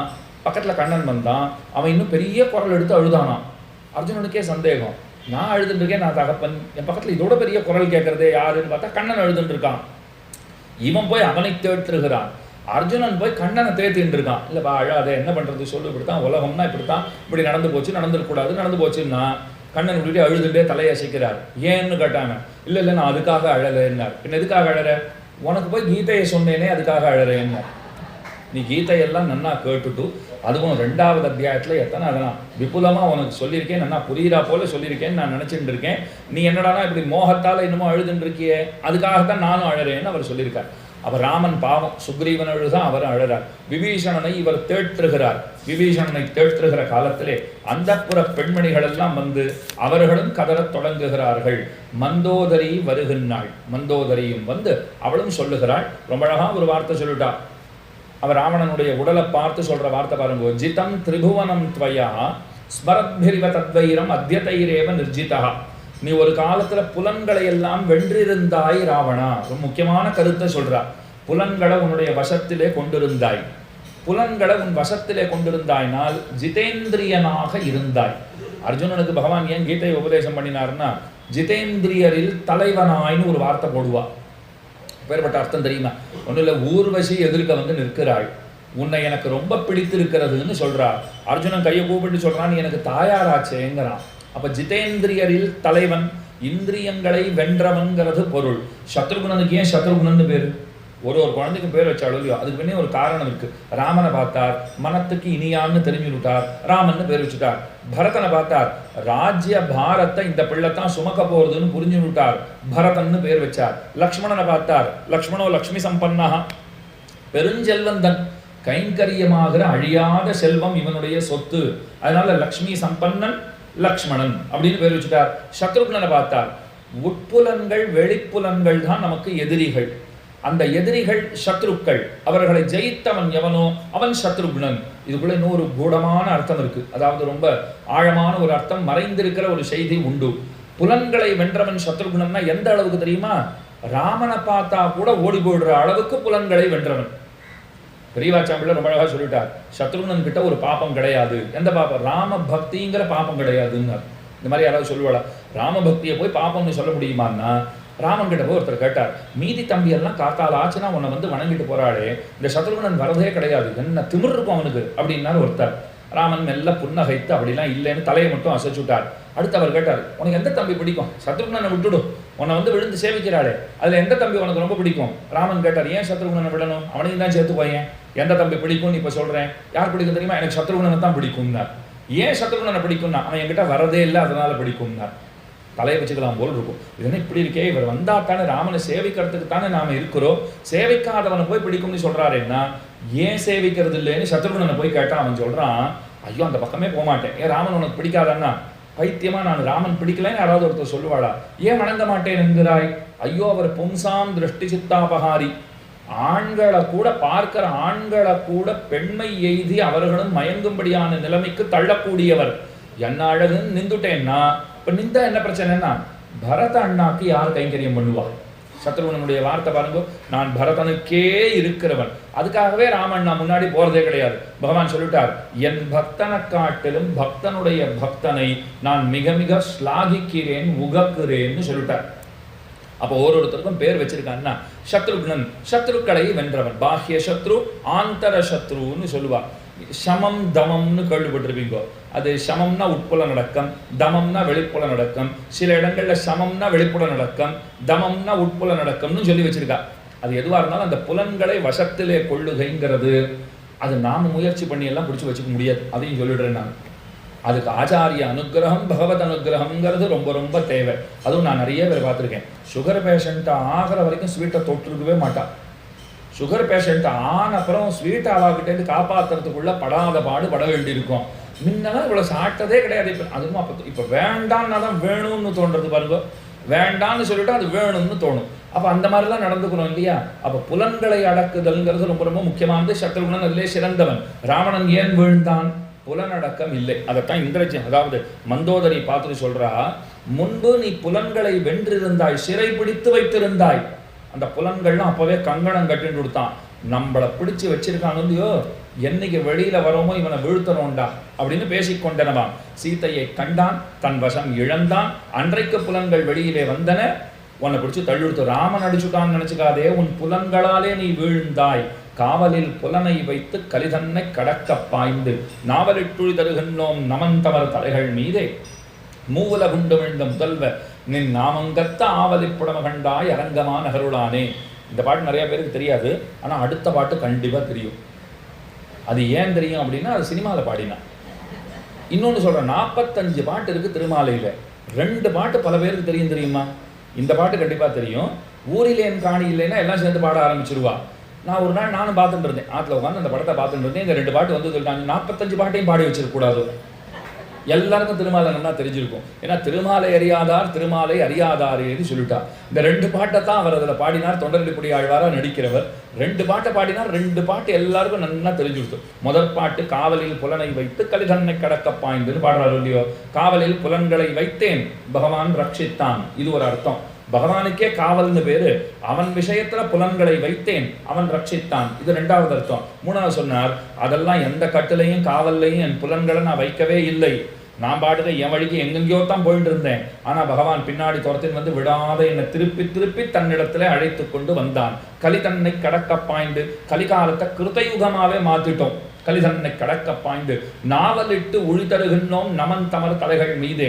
நாங்க ஜெயிச்சிட்டோம்னு சொல்லிட்டு யமனுடைய தூதர்கள் அவர்கள் தலைகளிலே கால் வைத்து நடக்க ஆரம்பித்தோம். உடனே பார்த்துட்டு பெருமாள் கேட்டார், ஏன் சுவாமி நீர் ஒருத்தர் தானே, அதுக்குன்னு அத்தனை பேர் தலை வேணுமா காலை வச்சுட்டு போறதுக்கு? நமன் தமர் தலைகள் மீதே நாவலிட்டு உளி தருகின்றோம்னு பன்மையில வேற பாடியிருக்கிறேன்னா ஆழ்வார் சொன்னார், நான் எல்லாரையும் திருத்துட்டேன்னார்.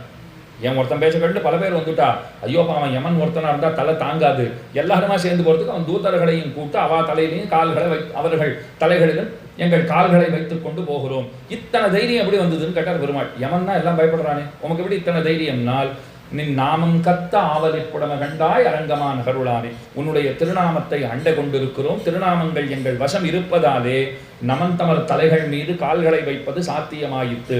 அப்ப ஜிதம் திரிபுவனம் துவயா ஸ்மரத்பிரிவ தத்வைரம் அத்யதைரேவ நிர்ஜிதா.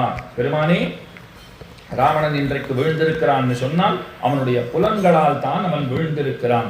தேவர்களாலும் கூட புக முடியாத இலங்கை பட்டணத்திற்குள் அனுமான்கிற ஒற்றை வானரம் எப்போது தைரியமாக உட்புகுந்ததோ அப்போதிருந்தே நாங்கள் கவலைப்பட தொடங்கிவிட்டோம். அன்னைக்கே தெரிஞ்சு போச்சு இந்த நகரம் அஸ்தமனமாக போகிறதுங்கிறது, அப்போதே தெரிந்து விட்டது. ராமன் ஒரு மானுடன் அல்லன் அப்படிங்கிற என்னுடைய சந்தேகம் அந்த சந்தர்ப்பத்திலேயே ஏற்பட்டு விட்டது. இன்னொன்னு எனக்கு என்ன தோன்றது தெரியுமா, இதெல்லாம் காலதேவனுடைய விளையாட்டு. எப்படி சொல்ற பாருங்கோ, அதவா ராமரூபேண கிருதாந்த ஸ்வயமாகதா. இந்த ராமன் எதிர்க்க நிற்கிறானே, வேறு யாரும் அல்லன் காலதேவனே வந்திருக்கிறான். மாயாந்தவ விநாசாய விதாயா பிரதிதர்க்கிதாம். அவன் என்ன பண்ணியிருக்கான்னா, ஒரு அழகு பெட்டகத்தை சீதைங்கிற பேர்ல தன்னுடைய மாயையால உண்டாக்கி ராமன்கிற வடிவத்தை தானே ஏற்றுக்கொண்டு உன்னை முடிப்பதற்காகவே வந்து சேர்ந்திருக்கிறான் என்றுதான் நான் கருதுகிறேன் என்று பலவாறாக அவளும் புலம்பி தீர்க்கிறாள். எத்தனை நல்வார்த்தைகளை நாங்கள் அனைவரும் சொல்லி வைத்திருந்தும் கூட நீ துளியும் கேட்கவில்லையே, இங்கனம் கீழே விழுந்து கிடக்கிறாயே. எத்தனை பேர்கள் முன்பொருட்டு அழிந்து போனார்கள், எத்தனை குழந்தைகளை நாம் இழந்து விட்டோம். முதல்லையே ஹனுமான் வந்து அக்ஷகுமாரன் முடிச்சுட்டு போயிட்டார், மேல மேகநாதன் போன்றவர்களும் முடிந்து போனார்கள். இப்படி யாருமே இல்லாமல் மொத்த இலங்கையும் போய்விட்டதே என்றும் கதறுகிறாள். அதற்கு மேலத்தான் அந்த முக்கியமான 4 ஸ்லோகங்களை பெருமானை பார்த்து சொல்லுகிறாள். ரொம்ப ஆச்சரியமான அர்த்தங்களை. வியக்தமேஷ மகாயோகி பரமாத்மா சனாதனஹா அநாதி மத்திய நிதனோ மகதः பரமோ மகான் தமசः பரமோ தாதா சங்க சக்கர கதாதரஹ ஸ்ரீவத்சவக்ஷா நித்யஸ்ரீஹி அஜய்யः சாஸ்வதோ த்ருவः மானுஷம் வபுராஸ்தாய விஷ்ணுः சத்யபராக்கிரமः சர்வைः பரிவృతో தேவைः வானரத்மமுபாகதைः சர்வலோகேஸ்வரः சாக்ஷாத் லோகானாம் ஹிதகாம்யயா ச ராட்சச பரிவாரம் ஹதமாம் ஸ்துவாம் மகாத்யுதிஹி என்று 4 ஸ்லோகங்களாலே வெகுவாக பெருமானை துதிக்கிறாள். பல அர்த்தங்களை வேதாந்தார்த்தங்களை இந்த இடத்துல காட்டுகிறாள். வியக்தமேஷ மகாயோகி, வியக்தமா தெரியுது, சுனிஷ்டிதமான விஷயம், சந்தேகம் இல்லாத விஷயம். மகாயோகி பரமாத்மா சனாதனா, பகவானுக்கே சனாதனன்னு பேர். நம்ம தர்மம் என்னன்னா நம்ம அடிக்கடி என்ன சொல்றோம், இப்போ சுமாரா ஒரு 10 வருஷத்துக்குள்ள இந்த வார்த்தை ரொம்ப பிரசித்தமாயிடுது, சனாதன தர்மம். அதுக்கு முன்ன பெருசா யாரும் சொல்லி நாம கேட்டதே கிடையாது. ஆனா தெரிஞ்சுக்கணும், நாம தெரிஞ்சுட்டு இருக்கோம், ஓரளவு புரிஞ்சுட்டு இருக்கோங்கிறதே பெரிய ஆறுதல் இல்லையா? அப்போ சனாதன தர்மம்ங்கிறோம். அது என்ன சனாதன தர்மம்னா, சனாதனம்னா பழமைன்னு பேர், ரொம்ப பழையது, புராதனம்னு அர்த்தம். நம்மளை பார்த்துட்டோம். இந்த தர்மத்தை தோற்றுவித்தவர் யார் அப்படின்னா என்ன, பல மதங்களுக்கும் தோற்றுவிப்பாளர்கள்னு பல பேர் இருக்கா. உங்க மதத்தை யமசுவாமி தொடங்கி வச்சான்னா அது யார் தொடங்கி வச்சா, பெருமாள் என்னிலேருந்து இருக்காரோ அன்னிலேருந்து இதுவும் இருக்கு அப்படின்னா என்ன அர்த்தம், அவரே இதுவே அவர், அவ்வளவுதான். பகவானுக்கே சனாதனம்னு பேரு. கிருஷ்ணம் தர்மம் சனாதனம்னு சொல்லுவார்கள். ஏன்னா அவர் தான் பழமையானவர். ஆதி அந்தம் அனந்தம் அற்புதமான வானவர் தம்பிரான்னு பாசனம் இருக்கு. அவருக்கு ஆதி கிடையாது, அந்தங்கிறது கிடையாது, எப்போதும் இருக்கிறவரா இருக்கார். அதனால சனாதனனான அந்த பரமாத்மா வியக்தமேஷ மகாயோகி, நீர்தான் பரமாத்மா. ஸ்ரீ ராமபிரான்கிறவர் மகாயோகி அப்படின்னா என்ன அர்த்தம், கல்யாண குண பரிபூர்ணர்னு அர்த்தம். ஸ்ரீராமாயணம்ங்கிறது என்ன தெரியுமா, ஸ்ரீராமாயணத்துல ராம பட்டாபிஷேகம் நடந்ததுன்னு ஸ்ரீ வைஷ்ணவ ஆச்சாரியர்கள் சொல்லி அறியார்கள். ராமனுடைய குணங்களுக்கு பட்டாபிஷேகம்னுவா. தன்னுடைய குணங்களை வெளிப்படுத்துவதற்காகத்தான் ராமனாகவே பிறந்தான். உங்களுக்கு முதல்ல ஒரு கட்டம் சொல்றேன். தசரதன் ராமனுக்கு முடிசூட்டணும்னு ஆசை கொண்டான். ஊர் மக்கள் எல்லாம் பார்த்து கேட்டான், மந்திரிகளை கேட்டான், ஆச்சாரியர்களை கேட்டான், எல்லாம் சம்மதம் சொன்னான். ஊர் ஜனங்களை பார்த்து கேட்கறச்ச எல்லாம் என்ன தெரியுமா சொல்லிட்டா, சீக்கிரமா ராமனுக்கு முடிசூட்டு கிழவனே ஒழிஞ்சு போன்னு கத்துட்டா. வேற யாரும் அப்படி சொல்லலை. ஊர் ஜனங்களுக்கு அது என்னமோ தைரியம் வந்துடுத்து. கிழவா நீ ஒழிஞ்சு போ, நீ ராமனை கொண்டு வா. அவன் கிழவன் தெரிஞ்சுட்டு தான் ராமனுக்கு அவன் முடிசூட்டவே ஆரம்பிச்சிருக்கான். அதுக்கு ஒரு விஷயம் சொல்லுவா, 60,000 வயசு, 60,000 வயசாயும் தான் கிழவன் அவன் தெரிஞ்சுக்கவே இல்லை. ஒரு கட்டத்தில் ஒரு நாள் என்னாச்சு, கண்ணாடி முன்னாடி போய் நின்றுட்டு இருக்கான். கையில் சீப்பெல்லாம் எடுத்துட்டு தலையெல்லாம் வாரிட்டு இருக்கான். தாடியெல்லாம் சரியா இருக்கான்னு பார்த்துட்டு இருக்கான். ஒரு ஒற்றை முடி காதுக்கு பக்கத்தில் நரை முடி தென்பட்டதான். 60,000 வயசுக்கு. 40-45 வயசானாலே சொல்ல முடியறது இல்லை. இப்போ வர பசங்களெல்லாம் 15 வயசுக்கே நரமுடி, 10, 12, 15 வயசுக்கே நரமுடி தென்படுறது. 60,000 வயசுக்கு ஒரே ஒரு முடி காது பக்கத்தில் இப்படி வந்தது பாருங்கோ, என்ன அழகாக வர்ணிக்கிற பாருங்கோ. அது ஏன் காது கிட்ட அப்படி வளைஞ்சு வந்ததுன்னா, உனக்கு வயசாகிடுதுன்னு அது சொல்கிறதான். காதில் தானே சொல்லணும். அவன் காதில் போய் அந்த ஒற்றை நரைமுடி சொல்கிறது. அப்போவே முடிவு எடுத்துட்டான், வயசாகிடுத்து போல் இருக்கு, இனிமேல் ராமனை உட்கார்த்தி விட வேண்டியது தான் அப்படின்னு முடிவு பண்ணிட்டான். ஜனங்க கிட்ட வந்தால் ஜனங்கள்லாம் சொல்கிறான், ஒழிஞ்சு போ, ராமனை அரசனாக்கு. இவன் சொல்கிறான், இப்போ 50-50 இருக்குது என் மனசு. ஏன்னா இப்போ சொல்கிற மாதிரி சொன்னால் 20-20 இருக்குன்னு தான் சொல்லணும். ஏன்னா அதுதான் நிறையா நடக்கிறது. 50 ஓவர் மேட்ச் எல்லாம் குறைஞ்சி போச்சு. அப்போ மனசு இப்போ இப்படியும் அப்படியுமா இருக்குது. ஏன்னா ராமனை ராஜாவாக்குன்னு சொல்கிறீங்களே, எனக்கு ரொம்ப சந்தோஷமாக இருக்குது, என் பிள்ளைக்கு பெருத்த ஆதரவு இருக்குது, ரொம்ப ஆனந்தமாக இருக்குது. ஆனால் நான் ஒழிஞ்சு போகணுன்றீங்களே, நான் என்ன கஷ்டப்படுத்தினேன் உங்களைன்னு கேட்டான். நான் என்ன தப்பு பண்ணேன்? ஜனங்க ஆச்சரியமாக பதில் சொல்லிட்டான், நீ பண்ண ஒரே தப்பு ராமனை மகனாக பெற்றது தான்ட்டான். வேற ஒரு தப்பும் பண்ணலை. இது ஒரு தப்பான்னா அவன் அவ்வளோ நல்லவனாக இருக்கான். அதுதான் உன் பிரச்சனை. என்னென்னா அவன் ரொம்ப நல்லவனாக இருக்கான். என்ன அற்புதமான குணங்கள்னுட்டு அந்த ஜனங்கள் அப்படியே பட்டியல் இடுகிறார்கள். அதுக்கும் முன்ன ராமாயணத்தினுடைய ஆரம்பத்திலேயே பாருங்க, 16 கேள்விகள் வால்மீகியாலே கேட்கப்பட்டன. நாரத மகர்ஷியின் இடத்துல கேட்டார். நாரதர் உடனே கீழே விழ போயிட்டாராம். கேட்டுலே இருக்கிறச்சேவே அவர் நிலை இழந்துட்டாருங்கிறார். இது ரொம்ப ரசமாக வர்ணிப்பா. அவன் வால்மீகி அவர் கேட்ட கேள்வி என்ன, 16 குணங்களை சொல்கிறேன், இந்த 16 குணங்களோட கூடிய ஒருவனை சொல்ல வேண்டும். இப்போ நம்மளை எடுத்துட்டோம்னா அவர் பொய்யெல்லாம் பேச மாட்டார் சுவாமி, ஆனால் ஆற்றுக்கு வந்தால் ஜாக்கிரதையாக இருக்கும், கை கொஞ்சம் சுத்தம் கிடையாதுன்னு சில பேரை பற்றி. சில பேர் திருடதான் மாட்டார், ஆனால் வாயத்திறந்தால் ஒரே பொய் சுவாமி, கொஞ்சம் ஜாக்கிரதையாக இருக்கணும்னுவா. இந்த மாதிரி பல வகையான குற்றங்கள். இந்த விஷயம்லாம் நல்லவர், அந்த ஒரு விஷயம்தான் சுவாமி ரொம்ப மோசமானவர் அப்படின்னு ஏதாவது ஒன்றாவது இருக்காதா சொல்கிறதுக்குன்னுட்டு. அப்படி தான் எல்லாரை பற்றியும் இருக்கும், அதில் ஒன்றும் சந்தேகமே வேண்டாம். நம்மளை பற்றி தான் நமக்கு தெரியாதே தவிர மீது எல்லாரை பற்றியும் நல்லா தெரிஞ்சுட்டு இருக்கோம். நம்மளை பற்றி தெரிஞ்சுக்கணும்னா நம்மை நிந்திக்கிறவர்களை தான் கேட்கணும். கபீர்தாசர் அதனால தான் பாடினார், நீ யாரையாவது உன் பக்கத்திலேயே வச்சுக்கணும்னு நினச்சிட்டு இருந்தாயாகில் நிந்தகர்களை பக்கத்தில் வச்சுக்கோங்கிறார். உன்னை வெய்யறவனை பக்கத்தில் விமர்சனம் பண்ணுறவன் அவனை பக்கத்திலே வைத்துக்கொள். உங்களுக்கு புரியுற போல சொல்கிறேன். இப்போ நம்ம தேசமே இருக்குது, ஒரு கட்சியை ஆண்டு மத்திய அரசு சொல்கிறேன்னு வச்சுக்கோங்களேன், ஒரு கட்சி ஆண்டு கொண்டு இருக்கிறதுன்னா அவன் நன்னா பண்ணுறா பண்ணலைங்கிறது பெரிய பிரச்சனை கிடையாது. என்றைக்குமே ஆப்போசிஷன் ரொம்ப ஸ்ட்ராங்காக இருக்கணும். அது ரொம்ப ரொம்ப ரொம்ப ரொம்ப முக்கியமானது. ஆளுங்கட்சி எத்தனை ஸ்ட்ராங்காக இருக்கோ அந்த அளவுக்கு எதிர்கட்சியும் ஸ்ட்ராங்காக இருந்தால் தான் ஆளுங்கட்சி சரியாக செயல்படுவதற்குண்டான வாய்ப்புகள்லாம் ஏற்படும். இல்லைன்னா எதிரில் ஒரு ஆளும் இல்லை, ஒருத்தரும் இல்லை, கேள்வி கேட்டாலும் ஒன்றும் பதில் சொல்ல வேண்டிய தேவையில்லைங்கிற அளவில் இருந்துடுத்துன்னு சொன்னால் என்ன செய்ய முடியும்? ஒன்றும் பண்ண முடியாது. சரி, இப்போ இவருடைய வருவோம். 16 கேள்விகளை கேட்டவர் 16 குணங்களை சொல்லி அதெல்லாம் இருக்கிற ஒருத்தனை சொல்லணும். அந்த ஒருத்தன் இப்போ இருக்கிறவனாக இருக்கணும். நம்ம சாதாரணமாக என்ன சொல்லிடுவோம், எல்லாம் இருந்தால் போல் இருக்குமா? ஒரு நல்ல குணம் இருக்கும், இன்னொருத்தர்கிட்ட இன்னொன்று இருக்கும், எல்லாம் சேர்ந்தா போல் ஒருத்தரை காட்டணும்னா முடியுமா? முடியவே முடியாது. என்ன அதெல்லாம் கிடையாது. இப்போ இருக்கிறவராக இருக்கணும், இந்த எல்லா குணங்களும் சேரப்பெற்றவராக இருக்கணும். அதில் வேடிக்கையான கேள்வியெல்லாம் உண்டு. கோபத்தை வென்றவர் யார்? இது ஒரு கேள்வி. எவன் கோபப்பட்டால் மூவுலகங்களும் நடுங்கும்? இது ஒரு கேள்வி. இது ரெண்டுத்துக்கும் பதில் ஒருத்தரை தான் சொல்லணும். முடியுமா? அது என்ன சுவாமி இது? ஒன்றும் கோபமே படாதவர்னா அது அவரை காட்டிவிடும், கோபப்படுறவர்னா அவரை காட்டிவிடும். அது வேணா என்னால் முடியும். இல்லை ரெண்டும் ஒருத்தரை தான் காட்டணும்னு அழகாக வியாக்கியானம் பண்ணால் கோபம் ராமனுக்கு வராது. அந்த கேள்விக்கு பதில் ராமன் தான். கோபப்படாதவர் ராமன். யார் கோபப்பட்டா மூவுலகங்களும் நடுங்கும்? ராமன்னா. என்ன சுவாமி இது? அப்போ கோபப்படுவார் நன்னா படுவாரே. கோபப்படாதவருக்கும் ராமன் பேர் பதில் கொடுத்துருக்கீங்களே, ஆன்சர் அங்கே அத்தானே பண்ணியிருக்கீங்களோ? ஆமாம் அவர் தான். என்ன சுவாமி பெரிய குழப்பமாக இருக்கேன்னால், கோபத்தின் வசம் வீழாதவர், கோபத்தை தன் வசத்திலே கொண்டு கோபப்படுறவர். நம்மக்கிட்ட அதுதான் கிடையாது. நாம் கோபப்பட்டு கத்த ஆரம்பித்தோன்னா எத்தனை கத்துறோம், எத்தனை கூப்பாடு போடுறோம், நமக்கே ஒரு கட்டத்தில் எதுக்கு நம்ம இவ்வளோ ரியாக்ட் பண்ணிட்டு இருப்போம்னு தோன்றிவிடும். அப்போ நம்ம என்ன புரிஞ்சுக்கிறோம்?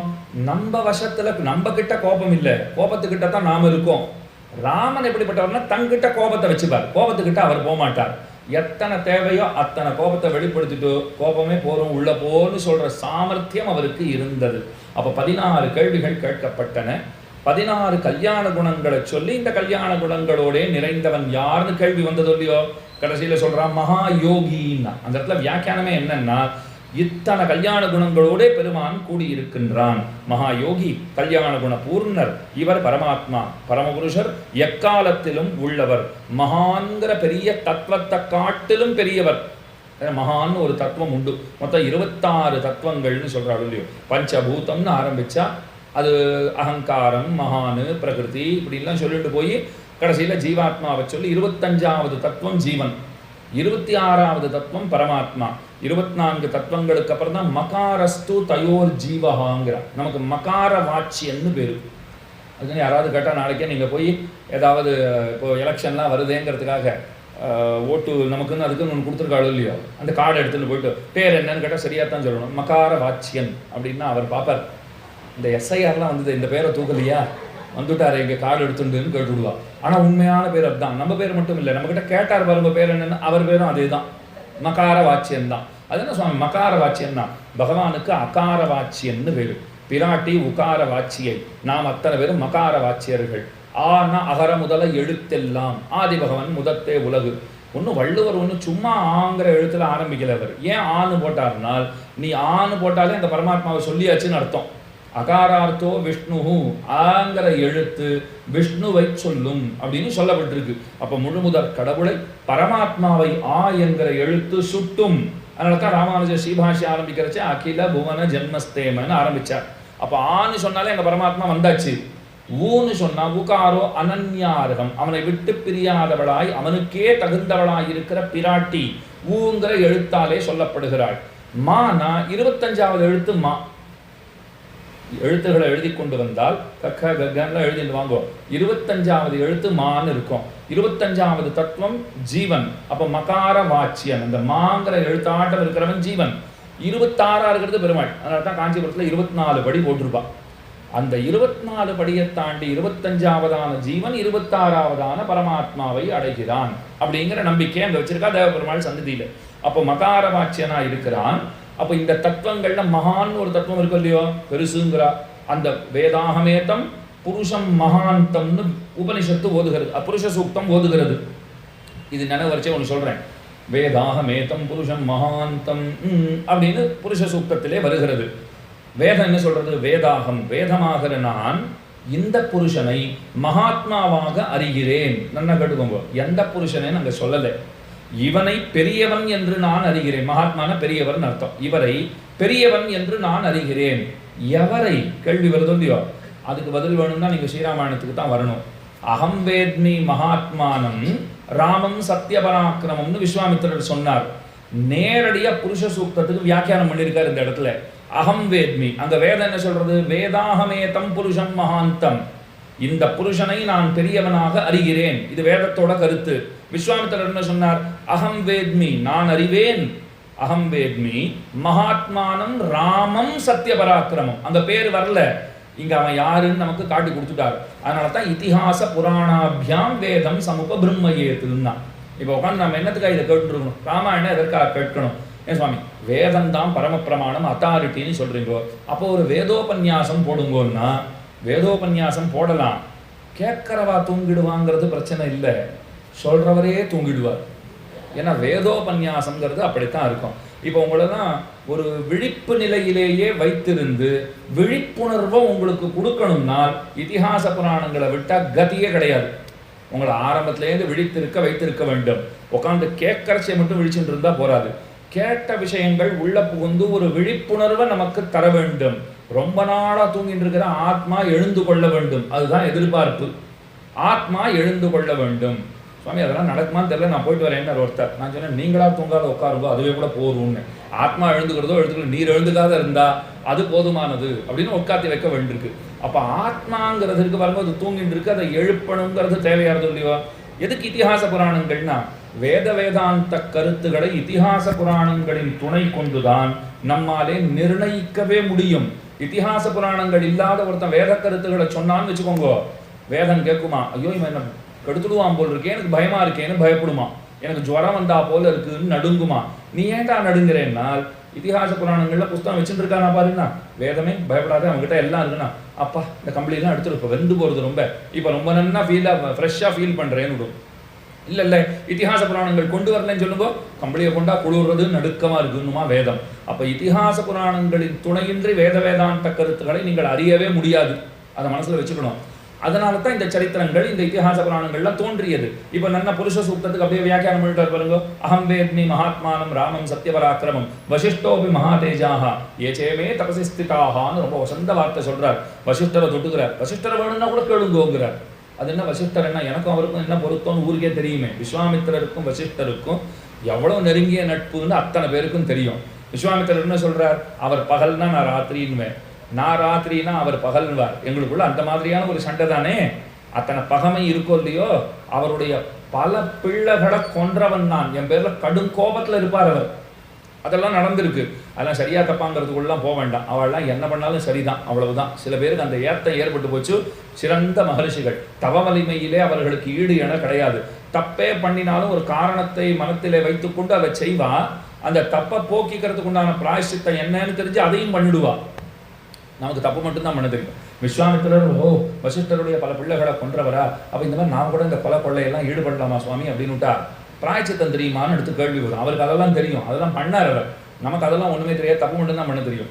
அப்ப பகமை அவர்களுக்குள்ள இருக்கும் இல்லையோ. ஆனா என்ன அழகா சொன்னார் பாருங்க, ராமன் மகாத்மான்னு நான் சொல்றேன், எங்க வசிஷ்டர் எழுந்து இல்லைன்னு சொல்ல பார்க்கலாங்கிறார். ஏன்னா நான் சொன்னா எதிராக பேசுறவர் தானே. இப்ப இல்லைன்னு சொல்ல வசிஷ்டர் சொன்னார், ஐயோ அவர் சொல்றது 100க்கு 100 உண்மைன்னு. இந்த உண்மையை ஒருத்தனும் மறுக்க மாட்டான். நீ அவரை கூட விட்டோட மீதி இருக்கிறவாள்லாம் கூட கேட்டுக்கோங்கிறார். அதைத்தான் இந்த இடத்துல இவளும் சொல்லுகிறாள். பெருமான் மகாத்மா, மகான காட்டிலும் பெரியவர், பரமோ மகான், மேலான பெரியவர், இவருக்கு மேம்பட்டவர் ஒருவர் இருக்கிறார் என்று சொல்லவே முடியாது. சர்வலோக மகேஸ்வரம் சஹஸ்ரநாமம் சொல்றச்சே கூட சொல்றோமா, பெருமானை பத்தி ஆரம்பத்திலேயே சொல்றச்சே சர்வலோக மகேஸ்வரஹான்னு பெருமானை கொண்டாடுகிறோம். ஒருத்தர் போய் கேட்டார் பெருமாள், அது என்ன சர்வலோக மகேஸ்வரர்னா? பெருமாள் சொன்னார், முதல்ல நான் ஈஸ்வரன் தான்ப்பா சொல்லிட்டு இருந்தேன், நிறைய பேர் கிளம்பிட்டான். ஈஸ்வரன் ஈஸ்வரன் பல பேர் சொல்லிட்டு இருந்தா. அப்புறம் மகேஸ்வரன் போட்டுட்டேன், மகேஸ்வரர்களும் பல பேர் ஆகி போனார்கள். லோக மகேஸ்வரன் சொல்லிக்க ஆரம்பிச்சேன், அந்த பேர்லயும் சில பேர் கிளம்பிட்டா போல் இருக்கு. கடைசியில பார்த்தேன் சர்வலோக மகேஸ்வரன், நல்லபடியா அதுக்கு மேல வளரல போல் இருக்கு. சர்வலோக மகேஸ்வரன் சொன்னால் ஈஸ்வரர்களுக்கும் மகேஸ்வரர்களுக்கும் லோக மகேஸ்வரர்களுக்கும் அவர்களுக்கெல்லாம் மேலே எவனொருவன் தனி நின்ன சார்பிலா மூர்த்தியாக இருக்கிறானோ, யாரையும் சார்ந்திராத ஒற்றை ஆள், அவர் யாரையும் சார்ந்திருப்பதில்லை, எல்லாம் அவரை சார்ந்திருக்கிறது. அப்படிப்பட்டவர் அவர்தான் மகதப்பரமோ மகானு, எல்லார காட்டிலும் மேலானவராக இருக்கிறார். மூல பிரகிருதிக்கே ஆதாரமாக இருக்கிறார். மூல பிரகிருதிங்கிறது பாருங்க, அதுல என்ன இதெல்லாம் தோன்றி இருக்கிறது, அண்ட சராச்சரங்கள் எல்லாம் அதிலிருந்து தான் வெளிப்பட்டு இருக்கிறது.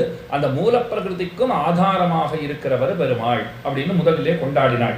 அடுத்த வார்த்தை சொல்றா, தமசப் பரமோ தாத்தா சங்க சக்கர கதாதரஹா, மேலான ஸ்ரீவைகுண்டத்திலே வசிப்பவர், நித்தியமா அங்க இருக்கிறவர். வைகுண்டேத பரேலோகே ஸ்ரீயாசார்த்தன் ஜெகத்பதி ஆஸ்தே விஷ்ணுரச்சிந்தியாத்மா பக்தைஹி பாகவதை சஹ தமசப் பரமோ தாத்தா சங்க சக்கர கதாதரஹா, எப்போதும் கைகளிலே சங்க சக்கரங்களை எல்லாம் ஏந்தி இருப்பவர். பராசரவற்றர் அழகா வியாக்கியானம் பண்ணார். எதுக்கு சங்க சக்கரங்களை எப்பயும் வச்சுருக்காருன்னா, நம்மளை காப்பாற்றுறதுக்கு தயாரா வச்சுருக்கார்.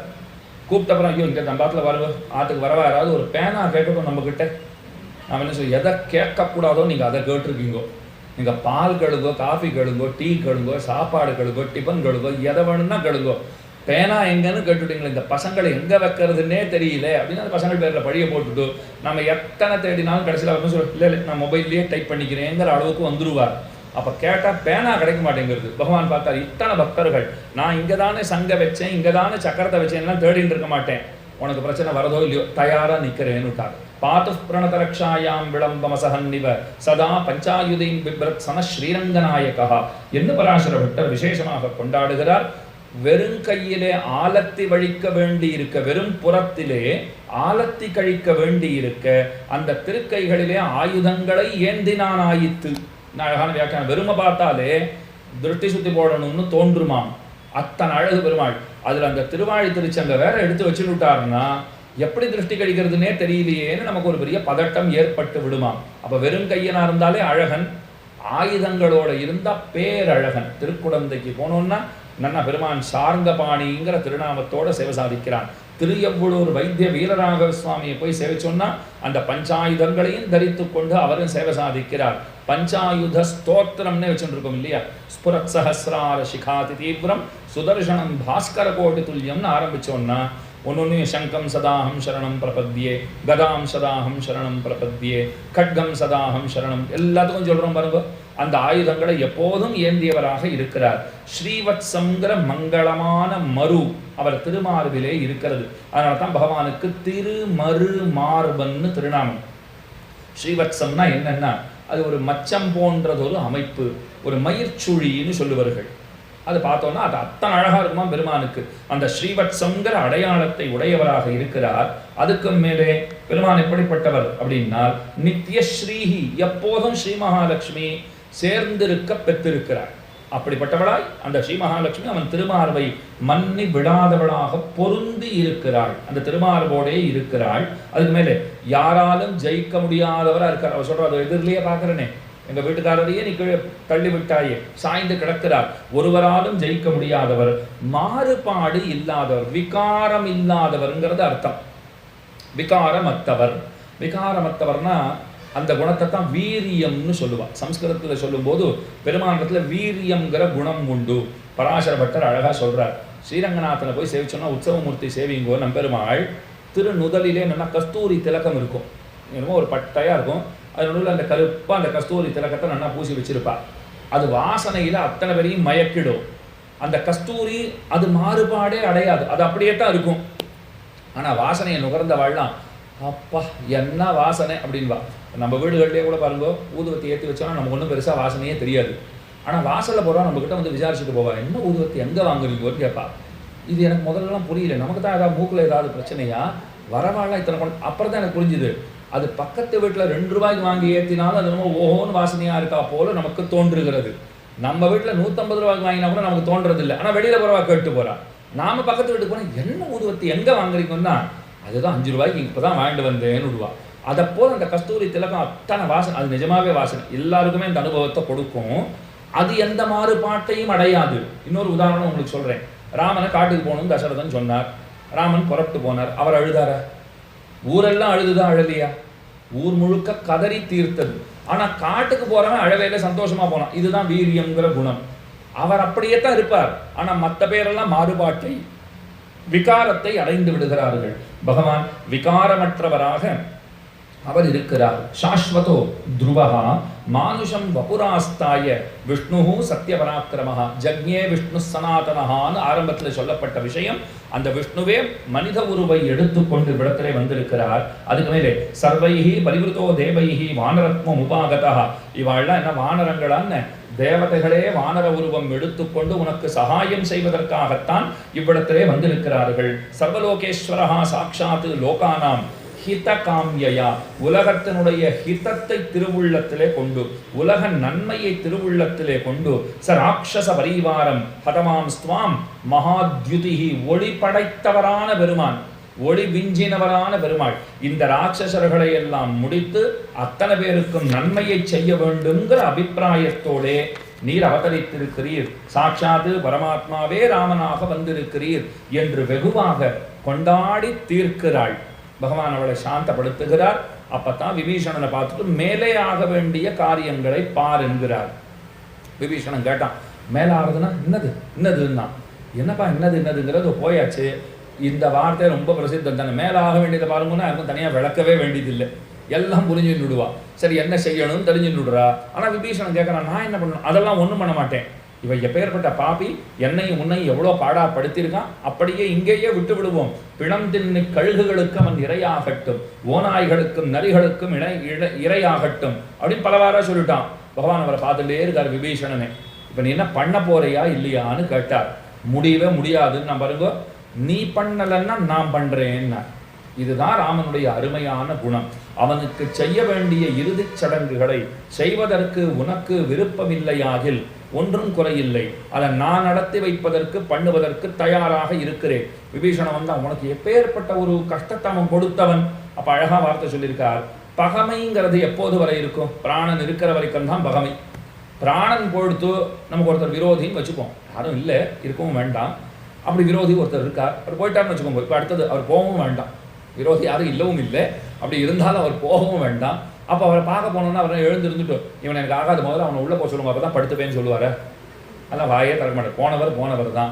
நாம் அவர் போனோம்னா நீ ஏன் வந்தேன்னு அவர் கேட்க போகிறது இல்லை. அவர் நீ ஏன் வந்தேன்னு கேட்குறவராக இருந்தால் நாம் போகவே போகிறது இல்லை. ரெண்டும் இருக்கும் இல்லையா? இப்போ பகவான் சொல்கிறார், மரணம் ஏற்பட்டு போச்சுன்னா அதுக்கு மேலே அந்த பகைமைக்கு ஒன்றும் வேலையே கிடையாது. இது முதல் விஷயம். ரெண்டாவது, பகைமைங்கிறத அவன்தான் பாராட்டினானே தவிர நான் ஒருபோதும் அவனை பகையாளியாக கருதியதே கிடையாது. இதை ஸ்பஷ்டமாக சொல்லிட்டார் பெருமாள். எனக்கு அவன் பகையாளன் அல்லன் அப்படின்னு முடிச்சுட்டார்.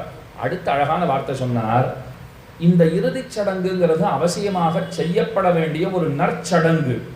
அதுதான் ஒரு விதாய்னு சொல்லுவார்கள். வடமொழியில் சொல்கிறச்சு என்ன சொல்ல, ஒரு டாட்டா பை பை சொல்லி அனுப்புறா போல அதெல்லாம் எப்படி செய்ய வேண்டுமோ அப்படி செய்து அனுப்பினாத்தானே ஒரு கௌரவங்கிறது இருக்கும் இல்லையோ. இந்த நன்மையை கண்டிப்பாக செய்ய வேண்டும். சம்ஸ்காரம்னால என்ன அர்த்தம்? நன்கு செய்யப்பட வேண்டியது எதுவோ அது சம்ஸ்காரம். அப்ப அந்திம சம்ஸ்காரங்கிறதையும் நன்னாத்தானே பண்ணணும். இந்த நன்மையை நான் பண்றேன்னு பெருமாள். அங்கதான் முக்கியமா கவனிக்க வேண்டிய ஒரு பாயிண்ட் இருக்கு. இந்த நன்மையை அவனுக்கு செய்ய வேண்டிய இறுதியான காரியங்களை, அந்த சடங்குகளை, இந்த நன்மையை நான் பண்ணுகிறேன்.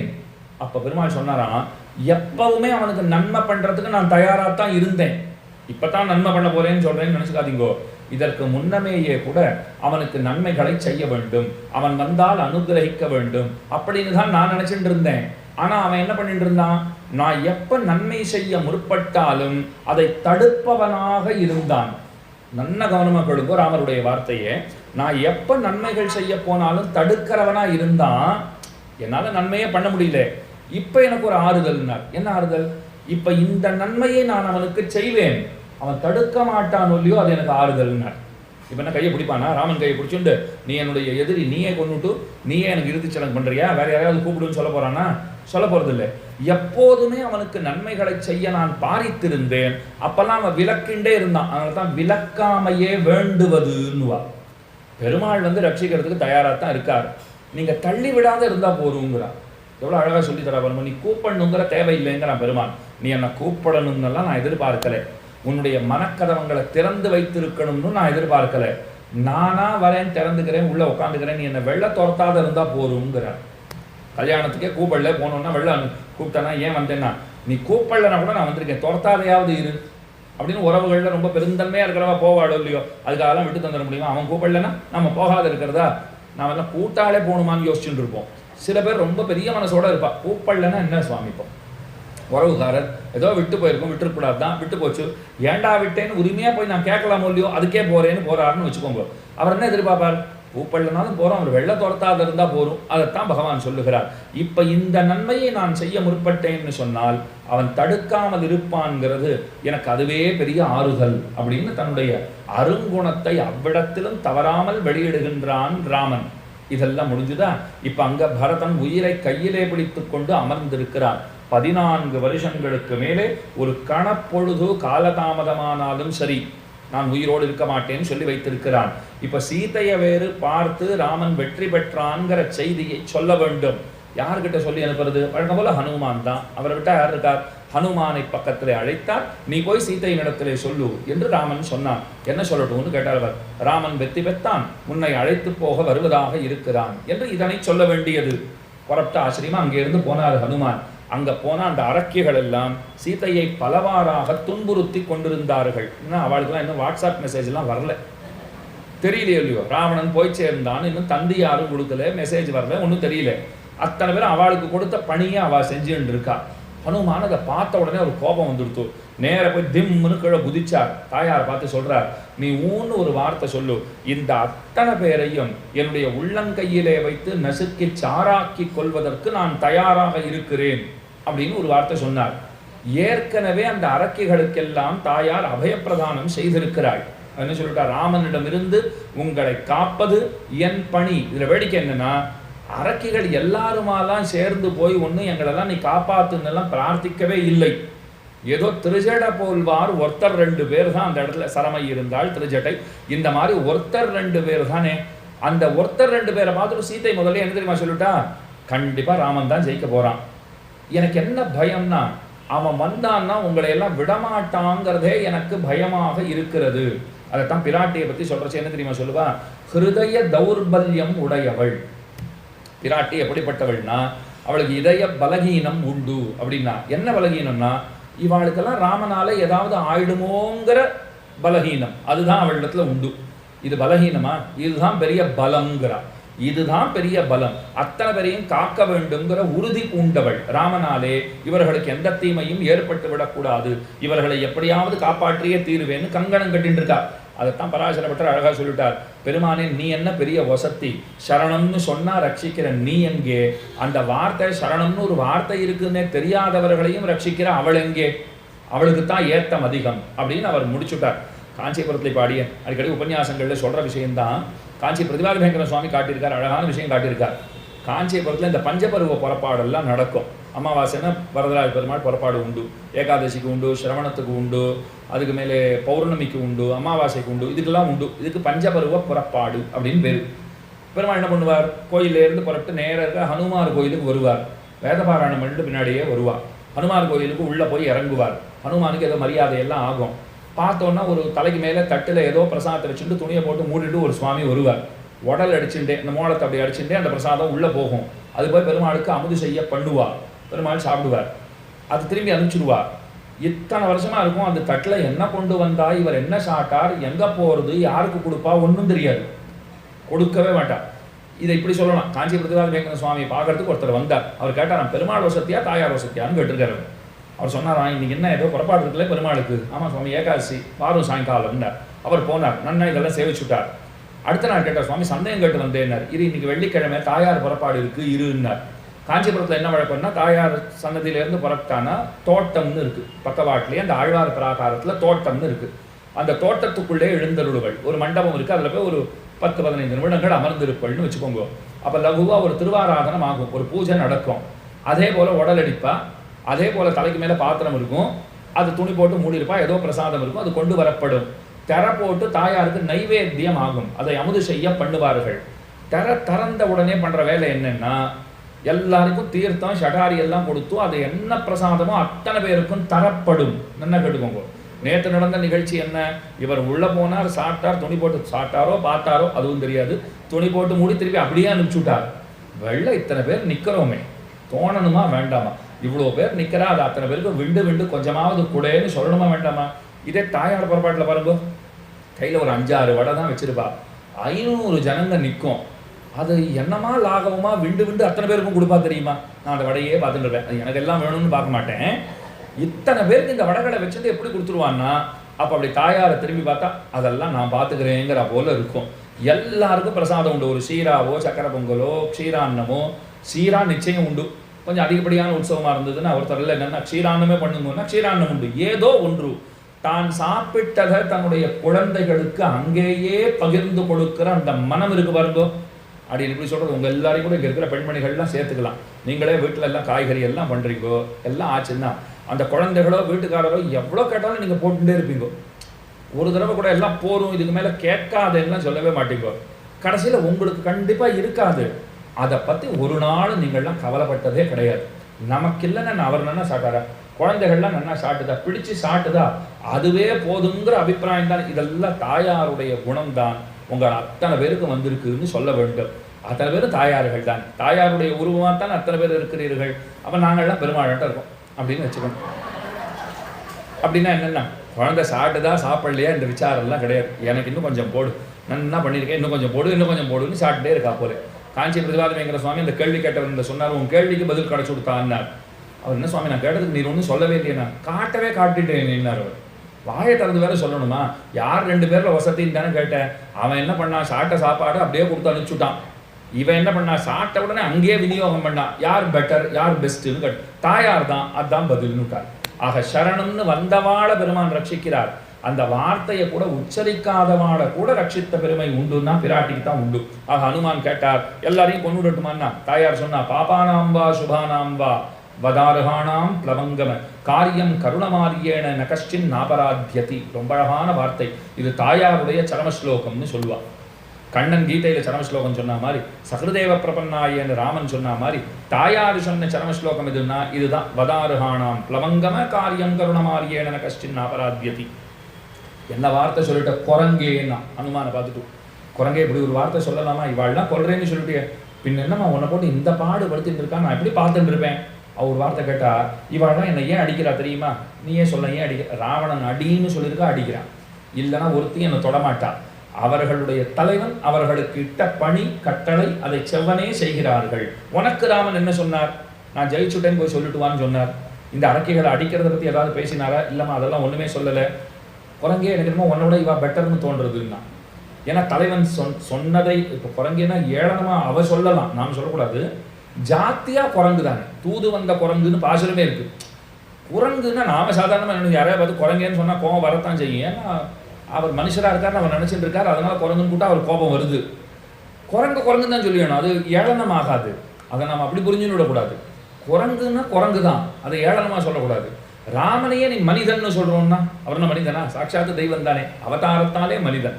அதை போல ஜாத்தியா குரங்கு, தாயாரத்தான் சொல்றா, நீ குரங்கானபடினால இப்படி பேசுற, அவர்கள் தலைவன் ராவணன் சொன்னதையே அவர்கள் செய்கிறார்கள், நீ தலைவன் சொல்லாததை செய்யணும்னு ஆசைப்படுறியே, நீ சிறந்த தொண்டனா அப்படின்னு கேட்டுட்டு, பாப்பம் எல்லாரும் தான் பண்றா, யார் தான் பாப்பம் பண்றது இல்லை அப்படின்னு சொல்லிட்டு ஒரு வார்த்தை சொன்னா, என்னை கூட 10 மாசமா எங்க ஆத்துக்காரர் திரும்பி பார்த்தாரா, இங்கேயே உட்கார்ந்துட்டு இருக்கேன், என்னை எவ்வளோ கஷ்டப்படுத்தின்னு இருக்கா அப்படின்னு சொல்லிட்டு, அப்படி அனுமானை பார்த்தா வருங்கோ வாஸ்தவம் தான் அப்படின்னார் ஒரு வார்த்தை.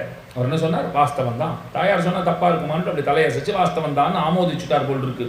அடுத்து தாயார் சொன்னேன், இது ராமன் தப்பு பண்ணலையா, என்னை இங்கே உட்காந்து வச்சு வேடிக்கை பார்த்துட்டு இருக்கான், இன்னும் வராத இருக்கான், 10 மாசம் ஆகி போச்சு.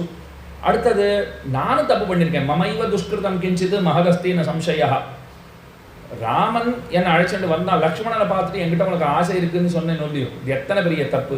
ராமன் அழைச்சிட்டு வரதுக்கு முன்னாடி முதல்ல அழைச்சிட்டு வரமாட்டேன்னா ஸ்திரீயம் புருஷ விக்கிரகம்னு சொல்லி வச்சிருக்கேன், நீ பார்க்கறதுக்கு தான் ஆணா இருக்க, உள்ளுக்குள்ள நீ வெறும் பொண்ணு பொம்பளை நீன்னு சொல்லி வச்சேன். ராமனை பார்த்து, புருஷோத்தமனை பார்த்து அப்படி சொல்லலாமா, தப்பு பண்ணிட்டேன்.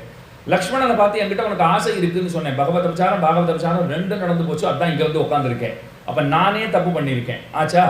அடுத்தது சொன்னா ஹனுமான் நீயும் தப்பு பண்ணியிருக்கேன், என்ன நான் என்ன தப்பு பண்ணேங்கிற போல அவர் அப்படி பார்த்தார். என் வீட்டுக்காரர் என்னை வந்து காப்பாத்தலைன்னு உங்ககிட்ட சொல்லிட்டு இருக்கேன், நான் சொல்றது நீ கேட்டுன்னு இருக்கியோ, அது உன் தப்புன்னா, நீ யாரு 3ஆம் மனுஷன், எங்க வீட்டுக்காரரை பத்திய குறைய உங்ககிட்ட நான் எப்படி சொல்லலாம், சொன்னது என் தப்புன்னா கேட்டதும் தப்பு. இது நம்ம நல்லா ஞாபகம் வச்சுக்கணும். நானா போய் வம்பு கேட்டேன், அவளா வந்து சொன்னா நான் கேட்டுட்டேன்னா தப்பு தான். நாம் அப்ப என்ன சொல்லணும், இது எனக்கு தேவையே இல்லை, எங்கிட்ட வந்து எதுக்கு இது இப்போ சொல்லணும் போன்னு சொல்ற பக்குவம் நமக்கு இருக்க வேண்டும்.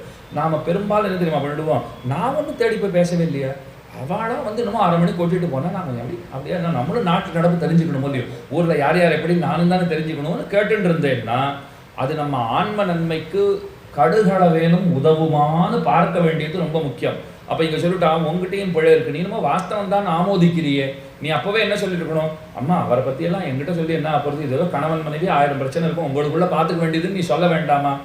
ஏன் இதை சொல்றா பிராட்டினால், இங்கே பாபம் செய்யாதவர்கள்னு யாருமே கிடையாது, அதுதான் உண்மை. பாபானாம்பா சுபானாம்பா அவதாரகானாம் பிளவங்கம காரியம் கருணமாரியேன ந கஷ்டின் நாபராத்யதி. அதுக்கப்புறம் தான் ராமன் சொல்ற வார்த்தை, சீத்தை 10 மாத காலம் என்னை விட்டு பிரிந்து எப்படி இருந்தாளோ அந்த நிலையிலேயே அவளை பார்க்க வேண்டும் என்று நான் ஆசைப்படுகிறேன், அப்படித்தான் அவர் சொல்லியிருக்கார். இந்த விபீஷணன் போனவன் என்ன பண்ணிட்டான், நேர போயிட்டு அவள் 10 மாசமா குளிக்கல, ஸ்நானம் ரோஷஜனக்கம், ஆனா குளிக்கலைன்னா கூட சூரியனாட்டம் மின்னிட்டு இருக்கா பிராட்டி. அவன நம்மளை போன்றவளா, எதுவும் அலங்காரங்கள்லாம் பண்ணிக்கலைன்னா கூட அத்தனை அழகோடே விளங்குகின்றாள். அவகிட்ட விபீஷணன் போறவன் என்ன சொல்லிட்டான், இப்படியே போனா பெருசா நன்னா இருக்காது, தாயாரும் பாவம் அப்படியே சொல்றா, என்னை இப்படியே ராமன் பார்க்க வேண்டும் என்று நான் ஆசைப்படுகிறேன் அவளும் சொல்றா. அவர் என்ன நினைச்சார், சரி வரது வரச்சே கொஞ்சம் அழகா வந்தா நல்லா இருக்குமே, அழகாத்தான் இருக்கா, ஆடை அணிகலன்கள்லாம் சரியா அணிந்து கொண்டு அலங்கரித்து கொண்டு வந்தால் நன்றாயிருக்குமேன்னு அவனுடைய யோசனை போல் இருக்கு. அதை பார்த்துட்டே பகவானுக்கு கோபம் ஏற்பட்டதுங்கிறார். ஓ இவன் என்ன பிரிஞ்சுட்டு ஒன்று வருத்தமுற்று இருந்தா போல தெரியலையே, சந்தோஷமா அங்க இருந்திருக்கா போல் இருக்கேங்கிற ஒரு அபிப்பிராயத்தை, ஸ்நானம் ரோஷ ஜனகம், அந்த ஸ்நானமே இவனுடைய கோபத்தை பிறப்பித்ததுங்கிறார். அப்ப பெருமாள் சொல்ற வார்த்தை பாருங்க, கண்ணோவு இருக்கிறவனுக்கு விளக்க பார்த்தா எப்படி கூசுமோ எரியுமோ அதை போல உன்னை பார்த்தா எனக்கு இருக்குன்னார். இதுலயே நம்ம ஆச்சாரியால் கண்டுபிடிச்சிட்டா, அப்ப பிரச்சனை உங்ககிட்ட தான் ராமா, விளக்கு கிட்ட இல்லைன்னா. கண்ணோவு இருக்கிறவன் விளக்க பார்த்தா கண்ணு கூச்சுறதுனா அது விளக்கோட குற்றமா, சீத்தையின் இடத்துல குற்றம் இல்லைங்கிறத ராமன் அங்கேயே சொல்லிட்டாருன்னு புரிந்து கொள்ள வேண்டும். அப்ப ராமன் சொல்ற வார்த்தை பாருங்க, நான் வீரங்கிறத உலகத்திலே நிலைநாட்டுவதற்குத்தான் சண்டை போட்டேனே தவிர உன்னை திரும்ப அழைச்சன் போகணுங்கிற அபிப்பிராயத்துல எல்லாம் சண்டை போடலை. எல்லா பக்கமும் 10 திசைகளும் திறந்தே இருக்கிறது, எந்த பக்கம் வேணும்னா போகணுட்டார். அப்பா பிள்ளைக்கெல்லாம் இந்த 10 திசை தான் தெரியும் போல் இருக்கு. அவருக்கு தசரதன்னு பேர் இல்லையோ, அதுபோல இவர் இந்த எல்லா திசையும் திறந்திருக்கு, எங்க வேணும்னா போ அப்படின்னு விட்டார் இவர். அவ உடனே கதறுகின்றாள். சரி, அதுக்கு மேல பிராயஷ்சித்தமாக நான் உன்னை பார்த்தேன், நீ தப்பில்லாதவள்னு நிரூபிக்க வேண்டும் என்னால் தீ மூட்ட சொல்லுகிறேன், அதில் குளித்து விட்டு வா. அந்த தீயை யாரை மூட்ட சொல்றார்? லக்ஷ்மணன் இடத்துல சொல்றார். ஏன்னா லக்ஷ்மணன் இடத்துல அவள் ஏற்கனவே அபச்சாரப்பட்டிருப்பதாலே, அபராதப்பட்டிருப்பதாலே அவனை கொண்டே அதை கழுவுகிறார்னு இவ்விடத்திலே கொள்ள வேண்டும். அவளும் குளித்து விட்டு வந்து விட்டாள். தீ குளித்து வந்தாள். பெருமான் சேர்த்து கொண்டான். சேர்த்துட்டாச்சா? இப்போ லங்கையிலிருந்து அயோத்தி நோக்கி செல்ல வேண்டும். புஷ்பக விமானம் வரவழைக்கப்பட்டது. அந்த புஷ்பக விமானத்தில் எல்லோருமாக ஏறி அமர்ந்து கொண்டார்கள். அதுக்கு முன்னே வேடிக்கையாக ஒரு கதை சொல்லுவா. வானரங்களுடைய பத்தினிகள்லாம் இருக்காளோ இல்லையோ, அவள்லாம் பேசிட்டாள். ஒரு பெண்ணுக்காக இவ்வளோ பெரிய யுத்தம் நடந்திருக்கே, அப்படி அழகா அவள் அப்படின்னு அவள்லாம் ரொம்ப நாளாக பேசிட்டு. அவளை பார்த்தோம்னும் கண்டிப்பா அவளுக்காக இவ்வளோ பெரிய சண்டை நடந்திருக்குன்னா அவள் எப்படிப்பட்டவன்னு பார்த்தா தான் சரியா வரும் அப்படின்னு பேசிட்டு இருந்திருக்கா. ராமன் இப்படி உட்காந்துருக்கார், வானரங்கள்லாம் பக்கத்தில் இருக்கு. அந்த வானரங்க பத்தினிகள்லாம் பின்னாடி நிற்கிறா. சீத்தை அப்படி எதிர்க்க வரா பாருங்கோ. ஒன்று அப்படியே பேசிக்கொள் கிசுகிசுத்துக் கொள்கின்றன.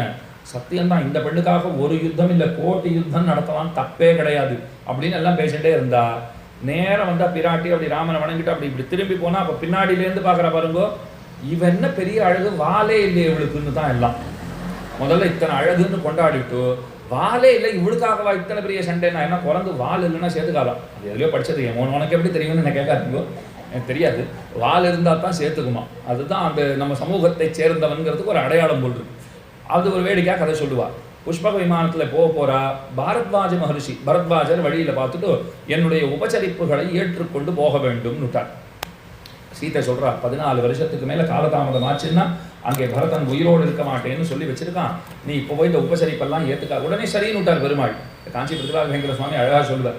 ஏன் ஒத்துன்னு விட்டா? சீத்தை ராமனை பார்த்து கேட்டாலாம், இப்படி யார் சொன்னாலும் சரி சரி சரின்னு சொல்கிறது தான் உனக்கு தெரியுமான்னா, நான் என்ன பண்ணுவேன், சின்ன வயசுலேருந்தே அப்பாவோ பெரியவாளோ சொன்னால் எனக்கு தட்டி பழக்கமே கிடையாதுன்னு விட்டார். எப்பயாவது மறுத்து பேசியிருந்தா தானே சொன்னால் சரி.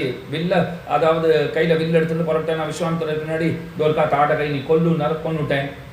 அதே போல் அந்த வில்லு எடுத்து முறின்னு சொன்னார், வில்லு எடுத்து முறிச்சுட்டேன். அப்பா வந்தார், சீத்தை கழுத்தில் மாலையை போடுனார், போட்டுட்டேன். காட்டுக்கு போனார், வந்துட்டேன். பரத்வாஜ மகர்ஷி தங்குன்னா தங்கிட்டேன். அவ்வளவுதான். யார் என்ன சொன்னால் அப்படியே செஞ்சிருவேன். இதை பண்ணி இப்போ பரதனை பற்றி கவலைப்பட்டியான்னா, அல்ல ஹனுமான் இருக்கார், பார்த்துப்பார். எல்லார் உயிரையும் காப்பாற்றுறவர் அவர் தான். ஹனுமான்கிற ஒரு கதாபாத்திரம் இல்லைன்னு சொன்னால் ராமாயணத்தில் ஓர் உயிரும் மிஞ்சி இருக்காதுங்கிறது தான் உண்மை. அவர் தான் அத்தனை பேரையும் காப்பாற்றிருக்கார். பரதனுக்கு போய் அவர் செய்தி சொல்லி விடுவார். ஒரு குட்டி ராமாயணத்தையே ஹனுமான் போய் பரதனுக்கு சொல்றார். ஸ்ரீராமாயணத்தில் குட்டி குட்டி ராமாயணம் நடுநடுவில் நிறைய உண்டு. ராமன் வாயால் ஒரு பாதி ராமாயணம் கேட்ட பெருமை சூர்பனகைக்கு தான் உண்டு. அவளுக்கு மொத்த கதையும் சொல்றார். சீத வாயால் அனசூய கொஞ்சம் கேட்டுண்டா. இந்த மாதிரி ஆங்காங்கே குட்டி குட்டியா பகுதி பகுதியா கொஞ்சம் ராமாயணம் எல்லாம் காண கிடைக்கும். ஹனுமான் போய் நடந்ததை எல்லாம் பரதனுக்கு சொல்றார். பரத்வாஜ ஆசிரமத்திலே இவர்கள் அத்தனை பேரும் சாப்பிட்றதுக்குன்னு அமர்ந்திருக்கிறார்கள். அவர் பரதனை காப்பாற்றிட்டு ஹனுமான் திரும்ப வராரு பாருங்க. எல்லாம் இலை போட்டு உட்காந்துருக்காளாம். எங்க உட்காத்தி வைக்கிறதுன்னு தெரியல. தன் இலையிலேயே அந்த பக்கம் ஹனுமானை உட்கார்த்தி வைத்து விட்டார்னுவா. வாத மாமகன் மர்க்கடம் விலங்கு பாசுரத்துல ரொம்ப அழகா சொல்லியிருக்கா. ஆச்சரியமா சொல்றா. ஹனுமானை பார்த்து சொல்லிட்டா, நீ சாப்பிட வந்திருக்க, சரியான நேரத்துக்கு தான் வந்திருக்க. உன்னோடுடன் உண்பன், உன்னோட சேர்ந்து சாப்பிட்றதுக்கு தயாரா இருக்கேன். ஆனா அது என்ன உணவுங்கிறதுல பல கருத்துகள் உண்டு. அது சொல்றா, ராமன் ஆலிங்கனம் பண்ணிட்டார், அந்த உணவு தான் அங்க பேசப்படுறதுன்னா. இத்தனை காரியம் எனக்குன்னு பண்ணியிருக்கேன், நான் உனக்கு என்ன கொடுக்கட்டும்? ஆசை பெருமாளுக்கு ஏதாவது கொடுக்கணும்னு ஆசை. பெருமாள் யோசனை பண்ணாராம், எதை கொடுக்கலாம்? எதை அவனுக்கு கொடுத்தால் எல்லாம் கிடைக்கப்பெற்றதாக அவன் உணர்வானோ அதை கொடுக்க வேண்டும். இதை கொடுத்தா இதுக்கு மேல ஒன்றும் இல்லைன்னு அவர் நினைச்சுக்கணும். நம்ம கொடுக்கும் போதே அப்படியே எட்டி அந்த பக்கம் பையில இன்னும் என்னென்ன வச்சிருக்காருன்னு எட்டி பார்த்தா நல்லா இருக்குமா? இந்த குழந்தைகள்லாம் பாருக்கும் பாருங்க. பிறந்த நாள்னு பாட்டியை போய் சேவிச்சதுன்னா பக்கத்தில் பாட்டி ஒரு சின்னதாக ஒரு பரிசு வச்சிருக்கா. அதுலேருந்து ஒரு 100 ரூபா எடுத்து அந்த குழந்தை அப்படி எட்டி அந்த பரிசை பார்க்கும் பாருங்க, உள்ள இன்னும் எத்தனை வச்சிருக்கான்னு. அந்த மாதிரி கொடுக்கக்கூடாது. ஒன்று கொடுத்தா அதை வாங்குற சேவே, ஐயோ இதுக்கு மேலே என்ன இருக்கு, இதையே கொடுத்துட்டாரேன்னு வாங்கிக்கிறவருக்கு தோன்ற வேண்டும். ராமன் பார்த்தான், குருமாமணி பூன் குலாவித்துகளும் திருமார்பு, அதையே கொடுத்துட்டான். அப்படி 2 கையை தூக்கி நான் வாப்பான்னு கூப்பிட்டான். ஹனுமான் ஆலிங்கனம் பண்ணிட்டான். ஹனுமானுடைய மெய் சிலிர்க்கிறார். அப்போ சீத்தையை நினைச்சுட்டாராம், உன்னை எந்த திருமார்பாலை அணைக்கிறானோ அந்த திருமார்பாலை என்னையும் அணைத்து கொண்டு உனக்கு சமமாக்கினன் இறைவன், என்னை உனக்கு சமமா ஆக்கி வச்சிருக்கார். அப்ப இதைத்தான் பரிசா கொடுத்தாருன்னு சொல்லுவா. ஆனால் வேடிக்கையாக ஒரு கதை சொல்கிறது உண்டு. சாப்பிட்றச்சே வந்துட்டார், பரவாயில்ல வான்னு உட்கார சொல்லி எதிர்த்த பக்கம் உட்காந்து வச்சுட்டு விட்டார். வாழை இலையிலே உணவு பரிமாறப்பட்டது. மேற்புறத்திலே காய்கறிகள் எல்லாம் பரிமாறினார்கள். கீழ்ப்புறத்திலே சாதம், குழம்பு எல்லாம் வகை வகையாக நிறையா வச்சுருக்க முடியும். இதெல்லாம் கீழ்ப்புறத்திலே. இது ஏன் மேலே அது கீழே இதுன்னா, அது மரக்கறி சாப்பிட்ற வழக்கம் குரங்குகளுக்கு தான் உண்டு. காய்கறிகளை தானே அதெல்லாம் காய் கனி இதெல்லாம் தானே சாப்பிடும். அதெல்லாம் அந்த பக்கத்தில் பரிமாற சொன்னாரா. கீழே சாதம், பருப்பு, குழம்பு இதெல்லாம் நாம் சாப்பிட்றது இதெல்லாம் இந்த பக்கம் போட சொல்லிவிட்டார். அப்போ ராமன் இந்த வியவஸ்தை வேறுபாடு ஏன் ஏற்படுத்தினார்? அந்த பக்கம் வானரம் உட்கார்ந்துருக்கிறதாலே, ஹனுமான் உட்கார்ந்துருக்கிறதுனாலே அவர் சாப்பிட்றதெல்லாம் மேற்புறத்திலே, நான் சாப்பிட்றதெல்லாம் கீழ்ப்புறத்திலே. ரெண்டு பக்கமும் சேர்த்து நாம் சாப்பிட்டுருக்கோம். இன்னைக்கு எதிர்க்க யாரையும் உட்காந்து வைக்கிறதுக்குலாம் தயாராக இல்லை. வந்தால் உட்காருன்னு சொன்னாலும் அவன் என்ன சொல்லுவான், எனக்கு தனியாக இலை போடுவா. ஆனால் உன் இலையில் உட்காந்து நான் சாப்பிடணுமா, தனியாக இலை போடும் அப்படின்னு கேட்குறாள் இல்லையோ. அந்த மாதிரி அவரோடு சேர்ந்து உண்பன்னான்னு பெருமான் ஒரு சம்யக்கு சகபோஜனம்னு சொல்லுமா போலி. சம்யக்கு சகுண சகபோஜனம், தூது மொழிந்து நடந்து வந்தவர்களுடைய சம்யக்கு சகுண சகபோஜனம்னு நாயனார் ரொம்ப ஆச்சரியமா தெரிவிக்கிறார். தூது மொழிந்து நடந்து வந்த, தூது மொழிந்தது ஒருவர், தூது நடந்தது, தூது வந்தது அப்படின்னு மூணா பிரிக்கிறார். தூது மொழிந்தது ராமன், போயிட்டு வான்னு அனுப்பிச்சாரோ இல்லையோ. தூது வந்த குரங்கு ஹனுமான் தூது வந்தார். தூது நடந்தது கண்ணன் பெருமான். இவர்களுடைய சம்யக்கு சகுண சகபோஜனம், விதுரர் வீட்டில் போய் பெருமாள் சாட்டார். அந்த சரித்திரத்தை நினைவிலே கொள்ள வேண்டும். இதெல்லாம் வைத்துக்கொண்டு ரொம்ப அழகான அர்த்தங்களை நாயனார் ஆச்சாரிய ஹிருதயத்தில் காட்டி தருகிறார். அதுக்கு மேலே புஷ்பக விமானத்திலே ஏறிக்கொண்டு அயோத்தி நோக்கி அத்தனை பேரும் போகிறார்கள். கிட்டத்தட்ட அயோத்திக்கு பக்கத்தில் வந்தாச்சு. பக்கத்தில் வரும்போது கீழே அப்படி அயோத்தி தெரிகிறா போல இருக்கு பாருங்க. அப்போ சீதையை பார்த்துட்டு ராமன் சொல்றார், ராஜதானி பிதுர்மமன்னார். நீ கீழே பாரு, அது தெரியறது பாரு, எங்கள் அப்பா ஊர் வருது சீதை, எங்கள் அப்பா ஊர் வருது. எந்த குழந்தையாவது சொல்லுமா? அப்பா போய் 14 வருஷம் ஆச்சு. இப்போ நம்மளே நம்ம ஃப்ரெண்டை வீட்டுக்கு அழைச்சின்னு போனோம்னா இது எங்கள் அப்பா வீடுன்னு போகிறதா, ஸ்கூலில் படிக்கிற குழந்தை. அந்த நாள்லையா இருந்தால் கூட்டு குடும்பம் தான். அப்பா வீடு பிள்ளை வீடுலாம் கிடையாது. இன்னைக்கு சொன்னால் கூட ஓரளவு பொருந்திது. எங்கள் அப்பா வீடுன்னா அப்போ நீ எங்கே இருக்கேன்னா அவர் இங்கே இருக்காரு, நான் அவரை விட்டு தள்ளி இருக்கணும்னு தள்ளி இருக்கேன்னுமா. அப்படி இந்த காலம் இருக்குது. அந்த நாளில் அப்பா வீடு பிள்ளை வீடுலாம் இல்லை, நம்ம வீடு எங்கள் வீடுன்னு தானே ஒரு குழந்தை சொல்லுங்க. என் வீட்டுக்கு வாடான்னு தானே நண்பனை கூப்பிடும். ஆனால் சீத்தையின் இடத்துல எப்படி சொல்கிறார் பாருங்க, இது அப்பாவோட ஊர் வந்தாச்சு அப்படிங்கிறார். சீத்தைக்கு அத்தனை ஆனந்தம். இந்த மாதிரி அப்பாவை மதிக்கிற பிள்ளையை நான் பார்த்ததே கிடையாது. பேச்சுக்கு கூட நம்ம ஊர் வந்தாச்சுன்னு அவர் சொல்லலை, ராஜதானி பிதுர்மமங்கிறார். ஆனால் இதையும் சொல்லணும், சீத்தை ரொம்ப நல்லவள். இத்தனை வருஷம் ஆகி நான் அப்பா அப்பான்னு அவரே பிடிச்சின்னு தொங்கிட்டு இருக்கியான கோப்படலை பாருங்க, சந்தோஷப்பட்டிருக்கா. ஏன்னா கல்யாண ஆட்சியே மாலை எடுத்துன்னு வந்தார். சீத்தை மாலை எடுத்துன்னு வந்து போடுறதுக்கு தயாராக நிற்கிறார். இவர் என்ன சொல்லிட்டார், மாலையெல்லாம் போடாத, ஏதோ வெளில போய் பாருன்னார். நான் பார்த்தேன், இது முடிஞ்சு போச்சு. இந்த கல்யாணம்லாம் எங்கள் அப்பா வந்து சொன்னா தான் நான் பண்ணிப்பேங்கிறார். அப்படியே வேடிக்கையாக சொல்கிறது உண்டு. சீத்தை மாதிரி ஒரு பெண் பிள்ளை எதிரில் வந்து நின்றா அப்பாலாம் ஞாபகத்துக்கு ஒருவர் ஒருத்தருக்கு யோசனை பண்ணி கல்யாணம் ஆனதே நினைவுக்கு வராது. அப்படி இருக்கும். அவர் என்னன்னா எங்கள் அப்பா வந்து சொன்னால் நான் பண்ணிக்கிறேன். அப்போலேருந்தே அப்பா அப்பா அப்பா. அதனால தான் ஒரு கட்டத்திலே சீத்தையே வெறுப்புற்று பேசுகிறாள். பிதுர் வச்சன நிர்தேசாத்து, பெருமானே நீ அப்பா காட்டுக்கு போனோடனே காட்டுக்கு வந்துட்டு உனக்கு எல்லாம் அப்பா தான், என்னை பற்றி கவலை இல்லை, நான் இங்கே கஷ்டப்பட்டு இருக்கேன் ராவணனுடைய பவனத்தில் அசோக வாட்டிக்கையிலே. அப்பா சொன்னதை கேட்டு காட்டுக்கு வந்தீர். 14 வருஷம் ஆச்சுன்னா திரும்ப போனீர்னா ஊரில் அழகழகான பெண்கள் பல பேர் இருக்கா, கல்யாணம் பண்ணிட்டு சௌக்கியமாக இருக்க வேண்டியது அப்படின்னு பெருமானை பற்றி கொஞ்சம் வருத்தமுற்றும் அவள் பேசுகிறாள். அப்போ ராஜதானி பிதுர்மமன்னு மேலேருந்து காட்டுறார். கீழே இறங்கினா அந்த கௌசல்யா தேவி, சுமித்ரா தேவி, கைகேயி எல்லாம் வந்திருக்கிறார்கள். ராமன் முதல்ல போய் கைகேயி தேவியைத்தான் வணங்கினாராம். அவரை போய் வணங்கிட்டு, அம்மா உன் ஆசீர்வாதத்தால தான் எல்லாம் நடந்தது அப்படின்னா என்ன, எல்லாம் உன்னாலதான் அப்படின்னு சொன்னாரன்னா அந்த அர்த்தத்தில் அவர் சொல்லலை. அவர் நன்னாவே சொல்லியிருக்கார். என்னை வெளில அனுப்பிச்சு எத்தனை நல்ல காரியம் பண்ணியிருக்க தெரியுமா. அவள் பார்த்தா இதுன்னு கிண்டலா பேசுறதா குழந்தை. ஆனால் கிண்டலா பேசுகிறவன் கிடையாது ராமன், ஏதோ நல்ல அர்த்தத்தோடு தான் சொல்கிறான்னா. ராமன் அழகாக சொன்னார், எங்கள் அப்பாவுக்கு நாங்கள் 4 பிள்ளைகள் பிறந்தோம், அவருக்கு போகிறல 7 பிள்ளைகள் இருக்கணும்னு ஆசை போல் இருக்கு. காட்டுக்கு போகவே தான் என்னென்ன கிடச்சிது எனக்கு. முதல்ல குஹன் ஒருத்தன் கிடச்சான், சுக்ரீவன் ஒருத்தன் கிடச்சான், விபீஷணன் ஒருத்தன், குஹனோடு ஐவரானேம் சொன்னாரோ இல்லையோ, 5வது 6வது 7வதுன்னு 2-7 வருஷம் நீ அனுப்பிச்ச 7 ஆண்டுகள். முதல் 7 வருஷத்துக்கு நாங்கள் 4 பேர் 7 பேர் ஆகிட்டோம்னு வச்சுக்கோ. அடுத்த 7 வருஷத்துக்கு ரொம்ப அழகாக பட்டியல் போட்டு காட்டுறார். வரிசையை பார்த்துன்னு வரல, ஆனால் 7 விஷயங்களும் ஞாபகத்துக்கு வந்துடும்னு நினைக்கிறேன். அவர் முதல்ல என்ன சொல்கிறார், எங்கள் அப்பாவினுடைய அன்புன்னார். காட்டுக்கு போவே தான் எங்கள் அப்பாவுக்கு என்கிட்ட எத்தனை அன்புங்கிறதே எனக்கு புரிந்தது. நான் இந்த பக்கம் போனேன், அந்த பக்கம் பிராணனையே விட்டுருக்காரு. அந்த மாதிரி ஒருத்தரை பார்க்க முடியுமா? அவர் அன்பை புரிஞ்சுக்கிறதுக்கு இந்த 7 ஆண்டுகள், அதாவது 2 ஏழாக பிரிச்சுன்னு விட்டார் அவர். முதல் 7 ஆண்டுக்கு 4 பேர் 7 பேர் ஆகிட்டோம். அடுத்த 7 ஆண்டுக்கு எங்கள் அப்பாவினுடைய அன்பு, அதை நன்னா நான் புரிஞ்சுட்டேன். அதற்கு மேலே பரதனுடைய மகிமை, ராஜ்யம் கிடைச்சாலும் வேண்டாம்னு துச்சம் என மதித்து என்னுடைய பாதுகைகளை அரியாசனத்திலே ஏற்றி வைத்து ராஜ்யம் புரிந்திருக்கிறான்னு சொன்னால், பரதனை போல 1000 ராமர்கள் ஒரு சேர நின்னாலும் ஒரு பரதனுக்கு ஈடாக மாட்டார்கள் என்று கம்பர் பாடியிருக்காரு இல்லையோ. அந்த பரதனுடைய மகிமை தெரிந்து கொள்ள வாய்ப்பு ஏற்பட்டது. இது ரெண்டாச்சா. சீதா சக்தி, சீதை அவளை போல ஒரு கற்பு கனல் உண்டா? ராவணன் பலவாறாக நிர்பந்தித்திருந்தும் கூட நான் போய் காப்பாற்றுவதற்கு 10 மாதங்கள் ஆகி இருக்கிறது. அவன் என்ன வரமாட்டான் போல் இருக்கு. சரி, இவன் ஆசைக்கே இணங்குவோம்னு ஒரு கணம் சிந்தித்திருந்தாள் ஆகில் எத்தனை பெரிய அனர்த்தம் ஏற்பட்டிருக்கும். ஆனா நான் வருவேங்கிற நம்பிக்கையோட காத்திருந்தாளோ இல்லையோ, அவளுடைய அந்த சக்தி, அவளுடைய கற்பின் சக்தியை கண்டு நான் வியக்கிறேன். அதை தெரிஞ்சுக்கிறதுக்கு ஒரு வாய்ப்பு கிடைச்சது. 4 ஆச்சா, 3 ஆச்சு. நான் ஏதோ மறதியில் இருக்கேங்கிறதுக்காக நான் 4 சொல்லக்கூடாது. இப்போ எல்லாம் மேலே 4 ஞாபகம் வரணும். சுக்ரீவனோட நட்புங்கிறது கிடைத்தது. ஏற்கனவே தம்பின்னு சொன்னாரே சுவாமின்னா, நான் ஏதோ மறந்து போய் அட்ஜஸ்ட் பண்ணிட்டு இல்லை. இப்போ ஸ்லோகம் இப்படித்தான் இருக்கு. அவர் என்ன சொல்றார்? அவனை சகோதரன் சொல்றதை விட நண்பன் சொல்றதை இன்னும் உகக்குறேங்கிறார். ஏன்னா சகோதரர்களை நம்புறதை விட நண்பர்கள் அதிகம் நம்பலான்னு பொதுவாக உண்டோ இல்லையோ. சகோதரனே நண்பனாட்ட வந்துட்டா ஒரு பிரச்சனையும் இல்லை. அந்த மாதிரியே அமைய பெற வேண்டும். ஆனால் பொதுவாக சொல்றது என்ன சொல்றோம்? நண்பர்கள்னா அது இன்னும் வசதியான ஸ்தானத்தில் வைக்கிறார்களோ இல்லையோ. அதனால சுக்ரீவனோட ஒரு சக்கியம் அப்படி. ஏன்னா இதுலேயே பார்த்தோம்னா விபீஷணன் உபதேசிக்கும் போது பங்காளிகள் தன்மையெல்லாம் பட்டியலிட்டு ராவணன் பேசலாம். பங்காளிகள்னா எப்படிங்கிறத கேள்விப்பட்டிருக்கேன், இன்னைக்கு பார்த்துட்டேங்கிற அளவுக்கு பேசுகிறான். அதனால சுக்ரீவனை இந்த இடத்துல நண்பனாக ஆக்கி கொண்டு பேசுகிறான் பெருமான். இதாச்சா. லக்ஷ்மணனுடைய பக்தியினர். லக்ஷ்மணன்கிறவர் எத்தனை ஆச்சரியமான காரியங்களை கூடவே இருந்து கண் விழித்திருந்து அத்தனை கைங்கரியங்களை செய்திருக்கிறார். அவர் இல்லைன்னா ஏதாவது நடந்திருக்குமா? போச்சே, நீ வர வேண்டாம்னு நான் ரொம்ப சகசா சொல்லிட்டேன். லக்ஷ்மணன் வந்தில்லைன்னா என் பாடி எத்தனை திண்டாட்டமா போயிருந்திருக்கும். அவனுடைய பக்தியை தெரிந்து கொள்ள ஒரு வாய்ப்பு கிடைத்ததுன்னார். எத்தனை ஆச்சு இப்போ? நல்லா ஞாபகத்தில் வச்சிருக்கீங்க. 6ன்னு சொல்லுவீங்கன்னு பார்த்தேன், 5. 6வது வார்த்தை சொல்ற ஹனுமான்.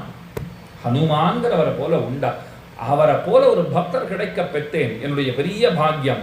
6 சொல்லிட்டார். கடைசியில ஒன்று சொன்னார், என் புஜபலத்தை நான் தெரிஞ்சுட்டேன்னார். நீ காட்டுக்கு அனுப்பாத இருந்திருந்தா 14,000 வீரர்களை ராட்சசர்களை முடிக்க போறேனா, ராவணாதியர்களை முடிக்க போறேனா, எல்லாம் கை தாயே நீரிட்ட பிச்சை அப்படின்னு வசத்தியாக அவளை பார்த்து சொல்லிட்டு அவளை வணங்கிட்டு மற்றைய தாய்மார்களையும் வணங்கி இருக்க, அவதான் பரதன் வந்துட்டு, பெருமானே நீர்தான் முடிசூட வேண்டும், அதற்கு தயாராக இருக்கிறோம்னு சொல்லிட்டு ராமனுக்கு முடிசூட்டு விழா என்று அத்தனை பேருமாக தீர்மானித்து ராம குணங்களுக்கு பட்டாபிஷேகம் செய்வது என்று அவர்கள் தீர்மானித்தார்கள். அதுக்கு மேல பாருங்க, கைகேயியின் ஆனந்தத்தை பெருக்கும் பரதன் மூத்தவரும் வீண் போகாத பராக்கிரமம் உடையவருமான ராமபிரானை பார்த்து தலைக்கு மேல் கைகளை கூப்பிக்கொண்டு கூறினான், பபாஷே பரதோ ஜேஷ்டம் ராமம் சத்யபராக்கிரமம் பூஜிதா மாமிகா மாதா தத்தம் ராஜ்யமிதம் மம தத் ததாமி புனஸ்துப்யம் யதாத்வம் அததா மம ததாமி. அது உனக்கே புனகா துப்யம், திரும்பவும் உனக்கே தருகிறேன். என் தாயாரை நான் தங்கள் அறிவுரைப்படி என் தாயாரை நல்லா பார்த்துட்டேன். அவர் விருப்பப்படி இந்த ராஜ்யம் எனக்கு கொடுக்கப்பட்டது. தாங்கள் எப்படி எனக்கு கொடுத்தீர்களோ அதே போல அதை மீளவும் தங்களுக்கு தருகிறேன் அப்படின்னு சொல்லிட்டு ராஜ்யத்தை தருகிறேன்னு சொன்ன உடனே அப்ப ஆச்சரியமான ஏற்பாடுகள் எல்லாம் செய்யப்பட்டது. மேல தெரிவிக்கிறார், பரதன் நீராடினான், மகாபலம் பொருந்திய லக்ஷ்மணன் நீராடினான், வானர மன்னன் சுக்ரீவன், அரக்கர் மன்னன் விபீஷணன் அவர்கள் அத்தனை பேரும் நீராடினார்கள். இத்தனை நாள ஜட்டாமுடியோடு இருக்கிற ராமன் அவர் என்ன பண்ணார்? அந்த ஜடையெல்லாம் மழித்தார். நன்கு நீராடி மிகச்சிறந்த ஆடைகள் அணிந்து கண்கவர் மாலைகள் மணமிகு பூச்சுகள் பூசிக்கொண்டு மிக்க எழிலுடன் பிரகாசமாக விளங்கினார். மாவீரனும் சேவை செல்வனும் இக்ஷ்வாகுகுல மாணிக்கமுமான சத்ருக்னன் ராமலக்ஷ்மணர்களுக்கு அலங்காரம் செய்தான். அப்போது தசரதனின் நல்லுள்ளம் படைத்த மனைவிகள் எல்லோரும் தம் கைகளால் சீதைக்கு அழகூட்டி அலங்காரம் செய்தார்கள். ராவணவதம் ஆன உடனே தேவதைகள்லாம் வந்து கூப்பிட்டா பெருமாள் இடத்துல அவர் அப்போ போற அபிப்பிராயத்துல இல்லை. தசரதனும் ஆகாசத்திலிருந்து வந்திருந்து ராமனை அனுகிரகித்தான். இதெல்லாம் முடிஞ்சாச்சு. இப்போ ஊருக்கு வந்தாச்சு. நன்னா அத்தனை பேரும் அலங்கரித்து வசிஷ்டரை பார்த்துட்டு சொல்றா, வெற்றியுடன் வந்திருக்கும் மகாத்மாவான ராமபிரானுடைய பட்டாபிஷேகத்திற்குரிய மங்களமான சடங்குகள் அவை அனைத்தையும் நீரே செய்ய வேண்டும் அப்படின்னு கேட்டுக்கொண்டார்கள். உடனே அத்தனை பேரும் அத்தனை ஏற்பாடுகளையும் செய்ய புருஷோத்தமனான ராமன் சங்கு பேரி துந்துபி வாத்தியங்கள் ஒலிக்க வரிசை வரிசையாக அந்த மாளிகைகள் விளங்கக்கூடிய அந்த அயோத்தி நகரிலே அவர் ஆச்சரியமாக புறப்பட்டு வருகிறார் என்று இந்த விஷயங்கள் எல்லாம் சொல்லப்படுகிறது. அதற்கு மேலே ஆச்சரியமான பட்டாபிஷேக வைபவங்கிறது ஏற்பாடு செய்யப்பட பெருமானுடைய தலையிலே அந்த மௌலி சூட்டினார்கள். ரொம்ப அழகான அந்த கிரீடத்தை பெருமானுடைய தலையிலே சூட்டினார்கள். ராமோ ராமோ ராம இதி பிரஜானாம் அபவன் கதாஹ ராமபூதம் ஜெகதபூது ராமே ராஜ்யம் பிரசாசதி. ஊர் மக்கள் வாயிலெல்லாம் ஒரே வார்த்தை தான், ராமன் ராமன் ராமன். ராமன் அரசாண்ட காலம் முழுக்க அதுதான். யாரும் எனக்கு மார் வலிக்கிறது, கை வலிக்கிறது, கால் வலிக்கிறது, இப்பெல்லாம் எல்லாமே வலிக்கிறதுங்கிறான். முன்னெல்லாம் தனித்தனியாக ஏதோ ஒரு அவயத்தை ஒரு உருப்பத்தான் சொல்லுவா, தலை வலிக்கிறது கால் வலிக்கிறதுன்னு சொல்லுவா. இப்போ கேட்டால் எங்கே வலிக்கலைன்னு கேளுங்கிறா. எல்லாம் உடம்பு முழுக்க வலிக்கிறதுன்ற இல்லையோ. அயோத்தியில் ஒருத்தர் கூட அந்த மாதிரிலாம் சொன்னதே இல்லையா. யார் வீட்டிலும் துர்மரணத்தாலே எழுப்பப்படுகின்ற அழுகை அந்த ஓசை யாரும் கேட்டதே கிடையாது. எங்கே பார்த்தாலும் சந்தோஷம் சிரிப்பு தான். இப்போ எல்லார் வாயிலையும் என்னதான் வரும்னா ராமன் ராமன் ராமன் இதே தான் வந்துட்டு இருந்ததுன்னு சொல்லும்படியான ரொம்ப ஆச்சரியமான ஒரு ராஜ்யத்தை அவன் கொடுத்தான். அதனால தான் பாருங்க, இன்னைக்கும் கொடுக்குறாளோ கொடுக்கலையோ ராமராஜ்யங்கிறது அவசியம் அத்தனை பேரும் சொல்லிட்டு இருப்பான்.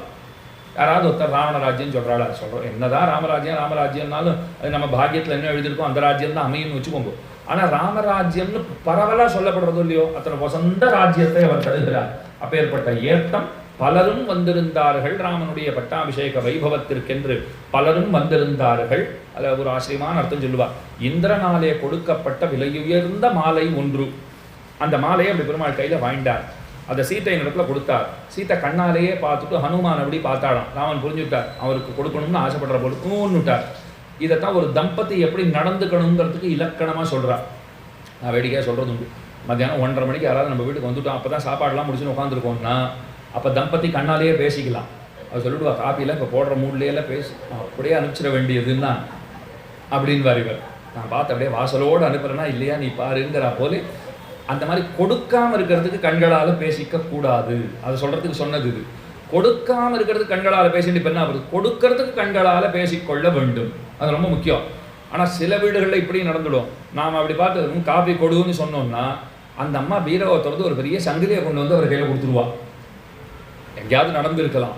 உடனே என்ன சங்கிலியை கொடுக்குறான், நீ தான் இப்படி நீர் என்ன, ஐயோ சங்கிலியா கொடுக்க சொன்னேன், அவர் காவியத்தான் கொடுக்க சொன்னேன் நான். அந்த மாதிரி இருக்கக்கூடாது. இவர் என்ன நினைக்கிறாரோ அதை புரிஞ்சுட்டு செயல்படுறவளா இருக்கணும் இல்லையோ, அது ரொம்ப ரொம்ப முக்கியம். உடனே ஹனுமானுக்கு அது தரப்பட்டது. ஆச்சரியமான அந்த ஹாரத்தை ஹனுமானுக்கு அணிவித்தார்கள் என்கிற அந்த சரித்திரமும் சொல்லப்படுகின்றது. அப்ப ஆச்சரியமா அங்க இருக்கிறவர்கள் வெண்கொற்ற குடையை சத்ருக்னன் பிடித்திருக்க, சுக்ரீவன் வெண்சாமரம் வீச, அரக்கர மன்னனான விபீஷணன் அவர் இன்னொரு சாமரத்தை எடுத்துக்கொண்டு வீச ஆரம்பித்தார். சத்ரந்தூ தஸ்ய ஜக்ராஹ சத்ருக்னஹ பாண்டரம் சுபம் ஸ்வேதம் ச வாலவ்யஜனம் சுக்ரீவோ வானரேஸ்வரः அபரம் சந்திர சங்காசம் ராட்சசேந்திரோ விபீஷணः மாலாம் ஜ்வலந்தீம் வபுஷா காஞ்சனீம் சதபுஷ்கராம் ராகவாய ததௌ வாயுः வாசவேன பிரச்சோதிதः சர்வரத்ன சமாயுக்தம் மணிரத்ன விபூஷிதம் முக்தாஹாரம் நரேந்திராய ததௌ சக்கர பிரச்சோதிதः. கீழே சொன்னனே அந்த சரித்திரம் சொல்லப்படுறது ஹனுமானுக்கு தரப்பட்ட சரித்திரம். பிரஜகுரு தேவ கந்தர்வா ந ருதுஷ்சாப்சரோகணாஹ அபிஷேகே ததர்ஹஸ்ய ததா ராமஸ்ய தீமதः பூமிஹ சஸ்யவதி சைவ பலவந்தஸ்ச பாதபாஹ கந்தவந்தி ச புஷ்பாணி பபூவு ராகவோத்சவே. என அந்த பூமியானது ராம பட்டாபிஷேக கொண்டாட்ட காலத்தில் நிலத்திலே பயிர்கள் எல்லாம் செழித்து வளர்ந்தன. மரங்களில் நறுமண மலர்களும் கனிகளும் ஏராளமாக தோன்றின. என்ன இத்தனை விஷயங்கள் இந்த இடத்திலே சொல்லப்பட்டு கடைசியில் ஆச்சரியமா முடிக்கிறார். ராமாயணம் இதம் கிருஷ்ணம் ஸ்ருண்வதா படத சதா பிரியதே சததம் ராமஹா சகி விஷ்ணு சனாதனஹா. எவனொருவன் ராமாயணத்தை நிதமும் படிக்கிறானோ அல்லது கேட்கிறானோ அவனிடம் ஆதி பரம்பொருளான பகவான் லக்ஷ்மிபதியான நாராயணனுடைய வடிவமான ராமன் எப்போதும் மன திருப்தியுடன் இருப்பார். யத்ர யத்ர ரகுநாத கீர்த்தனம் தத்ர தத்ர கிருத மஸ்தகாஞ்சலி பாஷ்பமாரி பரிபூர்ணலோச்சனம் மாருதிம் நமத ராட்சசாந்தகம் என்று ஹனுமான் என்ன பண்றார், எங்கெங்கெல்லாம் ராமநாமம் சொல்லப்படுகிறதோ அங்கெங்கெல்லாம் மயிர் பூச்செறிய பெத்தவராய், உடல் அப்படியே நடுங்கிய உடலோட கொண்டவராய், குரல் தழுத்தழுத்தவராய், தலைக்கு மேலே கூப்பப்பட்ட கைகளை உடையவராய் மெய் சிலிர்த்திருக்கிறார்னு பார்க்கிறோம் இல்லையா. அப்படித்தான் ஸ்ரீராமாயணத்தை பாராயணம் பண்ணுகிறவர்கள் இருக்க வேண்டும், கேட்கிறவர்களும் இருக்க வேண்டும். ஆதிதேவோ மகாபாகு ஹரிஹி நாராயண பிரபு சாட்சாத் ராமோ ரகுஸ்ரேஷ்டா சேஷோ லக்ஷ்மண உச்சியத்தே. எல்லையற்ற சக்தி கொண்டவனான பகவான் எல்லாம் படைக்கப்பட்டதற்கெல்லாம் எவரொருத்தர் தலைவராக இருக்கிறாரோ லக்ஷ்மிபதியான நாராயணன் அவர்தான் ரகுகுல திலகமான ராமனாக அவதரித்தார்.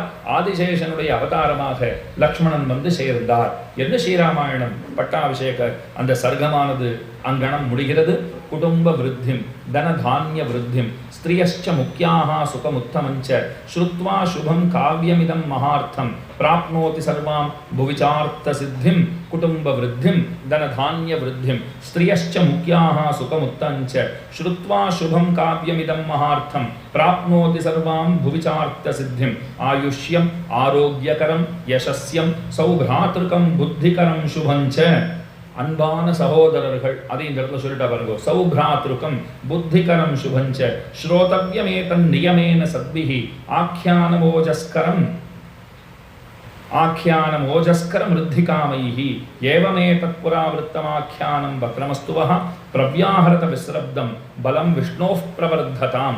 एवमेतत् पुरावृत्तमाख्यानं भद्रमस्तुवः प्रव्याहरत विस्रब्धं बलं विष्णोः प्रवर्धताम्. देवाश्च सर्वे तुष्यन्ति ग्रहणाश्रवणात् तथा रामायणस्य श्रवणात् तुष्यन्ति पितरस्तथा. கொஞ்ச நாள் கேட்டிருக்கீங்களோ இல்லையோ, நம்முடைய பித்ருலோகத்தில் இருக்கக்கூடிய பித்ருக்கள் எல்லாம் அத்தனை மகிழ்ச்சியை அடைவார்கள். ஏன்னா இன்னைக்கு பரவலாக பாருங்க, என்ன கஷ்டப்பட்டாலும் யாருன்னா ஒரு ஜோசியர்கிட்ட போனால் அவர் முதல்ல என்ன சொல்லிடுறார், பித்ருக்கள் எல்லாம் குஷியா இல்லைன்னு விடுறார். அவர் குஷியா இல்லை முக்கியமாக, அது ரொம்ப ரொம்ப முக்கியம். ஆனால் உண்மையும் இருக்கும், எல்லா ஜோசியக்காரர்களையும் சொல்லலை, அப்படி புரிஞ்சுக்க வேண்டாம். ஆனால் பரவலாக இதை சொல்லிடுறார், பித்ருக்கள் எல்லாம் அவள் இன்னும் கஷ்டத்தில் இருக்காங்கிறா. அதில் உண்மையும் இருக்கலாம், உண்மை இருக்கக்கூடும். ஏன்னா சிரமங்கிறது அப்படியே வெறுமெல்லாம் வந்துவிடாது இல்லையோ. அதனால் பித்ருக்களை திருப்திப்படுத்துறதுக்கு யாது வழின்னா ஸ்ரீராமாயணத்தை சொல்வதும் கேட்பதுமே வழி. முக்கியமாக பட்டாபிஷேக கட்டம், அதனால தான் ஒரு 7 ஸ்லோகமாவது அதில் வாசிச்சா தான் அந்த சர்க்கத்தையே வாசிச்சா போல பித்ருக்கள்லாம் நினச்சி பாடும் இல்லையோ அப்படின்னு புரிந்து கொண்டு படிப்போம். ஆக பிதரஸ்ததா, அவர்கள் சந்தோஷம் அடைகின்றார்கள். முன்னோர்கள், கேட்பவாளுடைய முன்னோர்கள் திருப்தி அடைகின்றார்கள். கேட்கிறவாளுடைய முன்னோர்களை பற்றி தான் சொல்கிறவனை பற்றி இந்த இடத்துல ஒன்றும் சொல்லலை. ராமாயணத்தை சரியானபடி புரிந்து கொள்வதாலும் செவி மடுப்பதாலும் எல்லா தேவர்களும் களிப்படைகின்றார்கள். ராமாயணத்தை கேட்பவரின் முன்னோர்களும் திருப்தி அடைகிறார்கள். சொல்கிற எனக்கு தான் காதல் விழுது இல்லையா? அப்போ நாமளும் கேட்டவா தானே, எல்லாரும் கேட்குறவா தான். பக்தியா ராமஸ்ய ஏச்சேமாம் சம்ஹிதாம் ருஷிணா கிருதாம் லேகயந்தீஹ ச நராஸ்தேஷாம் வாசஸ்திரி விஷ்டபே. மாமுனிவர் ஆதிகவி வால்மீகியாலே எழுதப்பட்டதாய் வேதங்களுக்கு இணையான இந்த ஸ்ரீராமாயணத்தை எம்பெருமானிடத்திலே பக்தி கொண்டு எவ்வவர்களெல்லாம் எழுதுகின்றார்களோ, பேசுகின்றார்களோ, கேட்கின்றார்களோ அவர்களுக்கெல்லாம் பெருமானுடைய மேலான தாமத்திலே நிரந்தரமான இடங்கிறது உண்டு என்று சொல்லி ரொம்ப ஆச்சரியமாக இந்த இதிகாசத்தை ஒருவாறாக பூர்த்தி பண்ணுகிறார்னு சொல்ல வேண்டும். பாருங்க, ஒரு இடத்துல ஒரு சங்கநாதம் வந்தா போல அதுவும் வந்துடுச்சு. அதனால ரொம்ப ஆச்சரியமாக இந்த 5 தினங்கள் இவ்விடத்திலே இந்த நிகழ்ச்சி நடந்து முடிந்தது. இந்த யுத்த காண்டத்தை சொல்லி அதற்கு மேலே பட்டாபிஷேக வைபவத்தை சுருக்கமாக உங்களிடத்திலே விண்ணப்பிக்கும்படியான நல்வாய்ப்பை நமக்கு நல்கியமைக்காக இந்த சத்சங்கம் அமைப்பினர் அவர்களுக்கு அடியனுடைய நன்றிகளையும் பிரணாமங்களையும் உரித்தாக்கி கொண்டு எல்லா நாள்களிலும் வந்து அன்போடு கேட்டு அனுகிரகித்த உங்கள் அத்தனை பேர்களுக்கும் அதே நன்றிகளையும் பிரணாமங்களையும் சொல்லிக்கொண்டு அமைகிறேன்.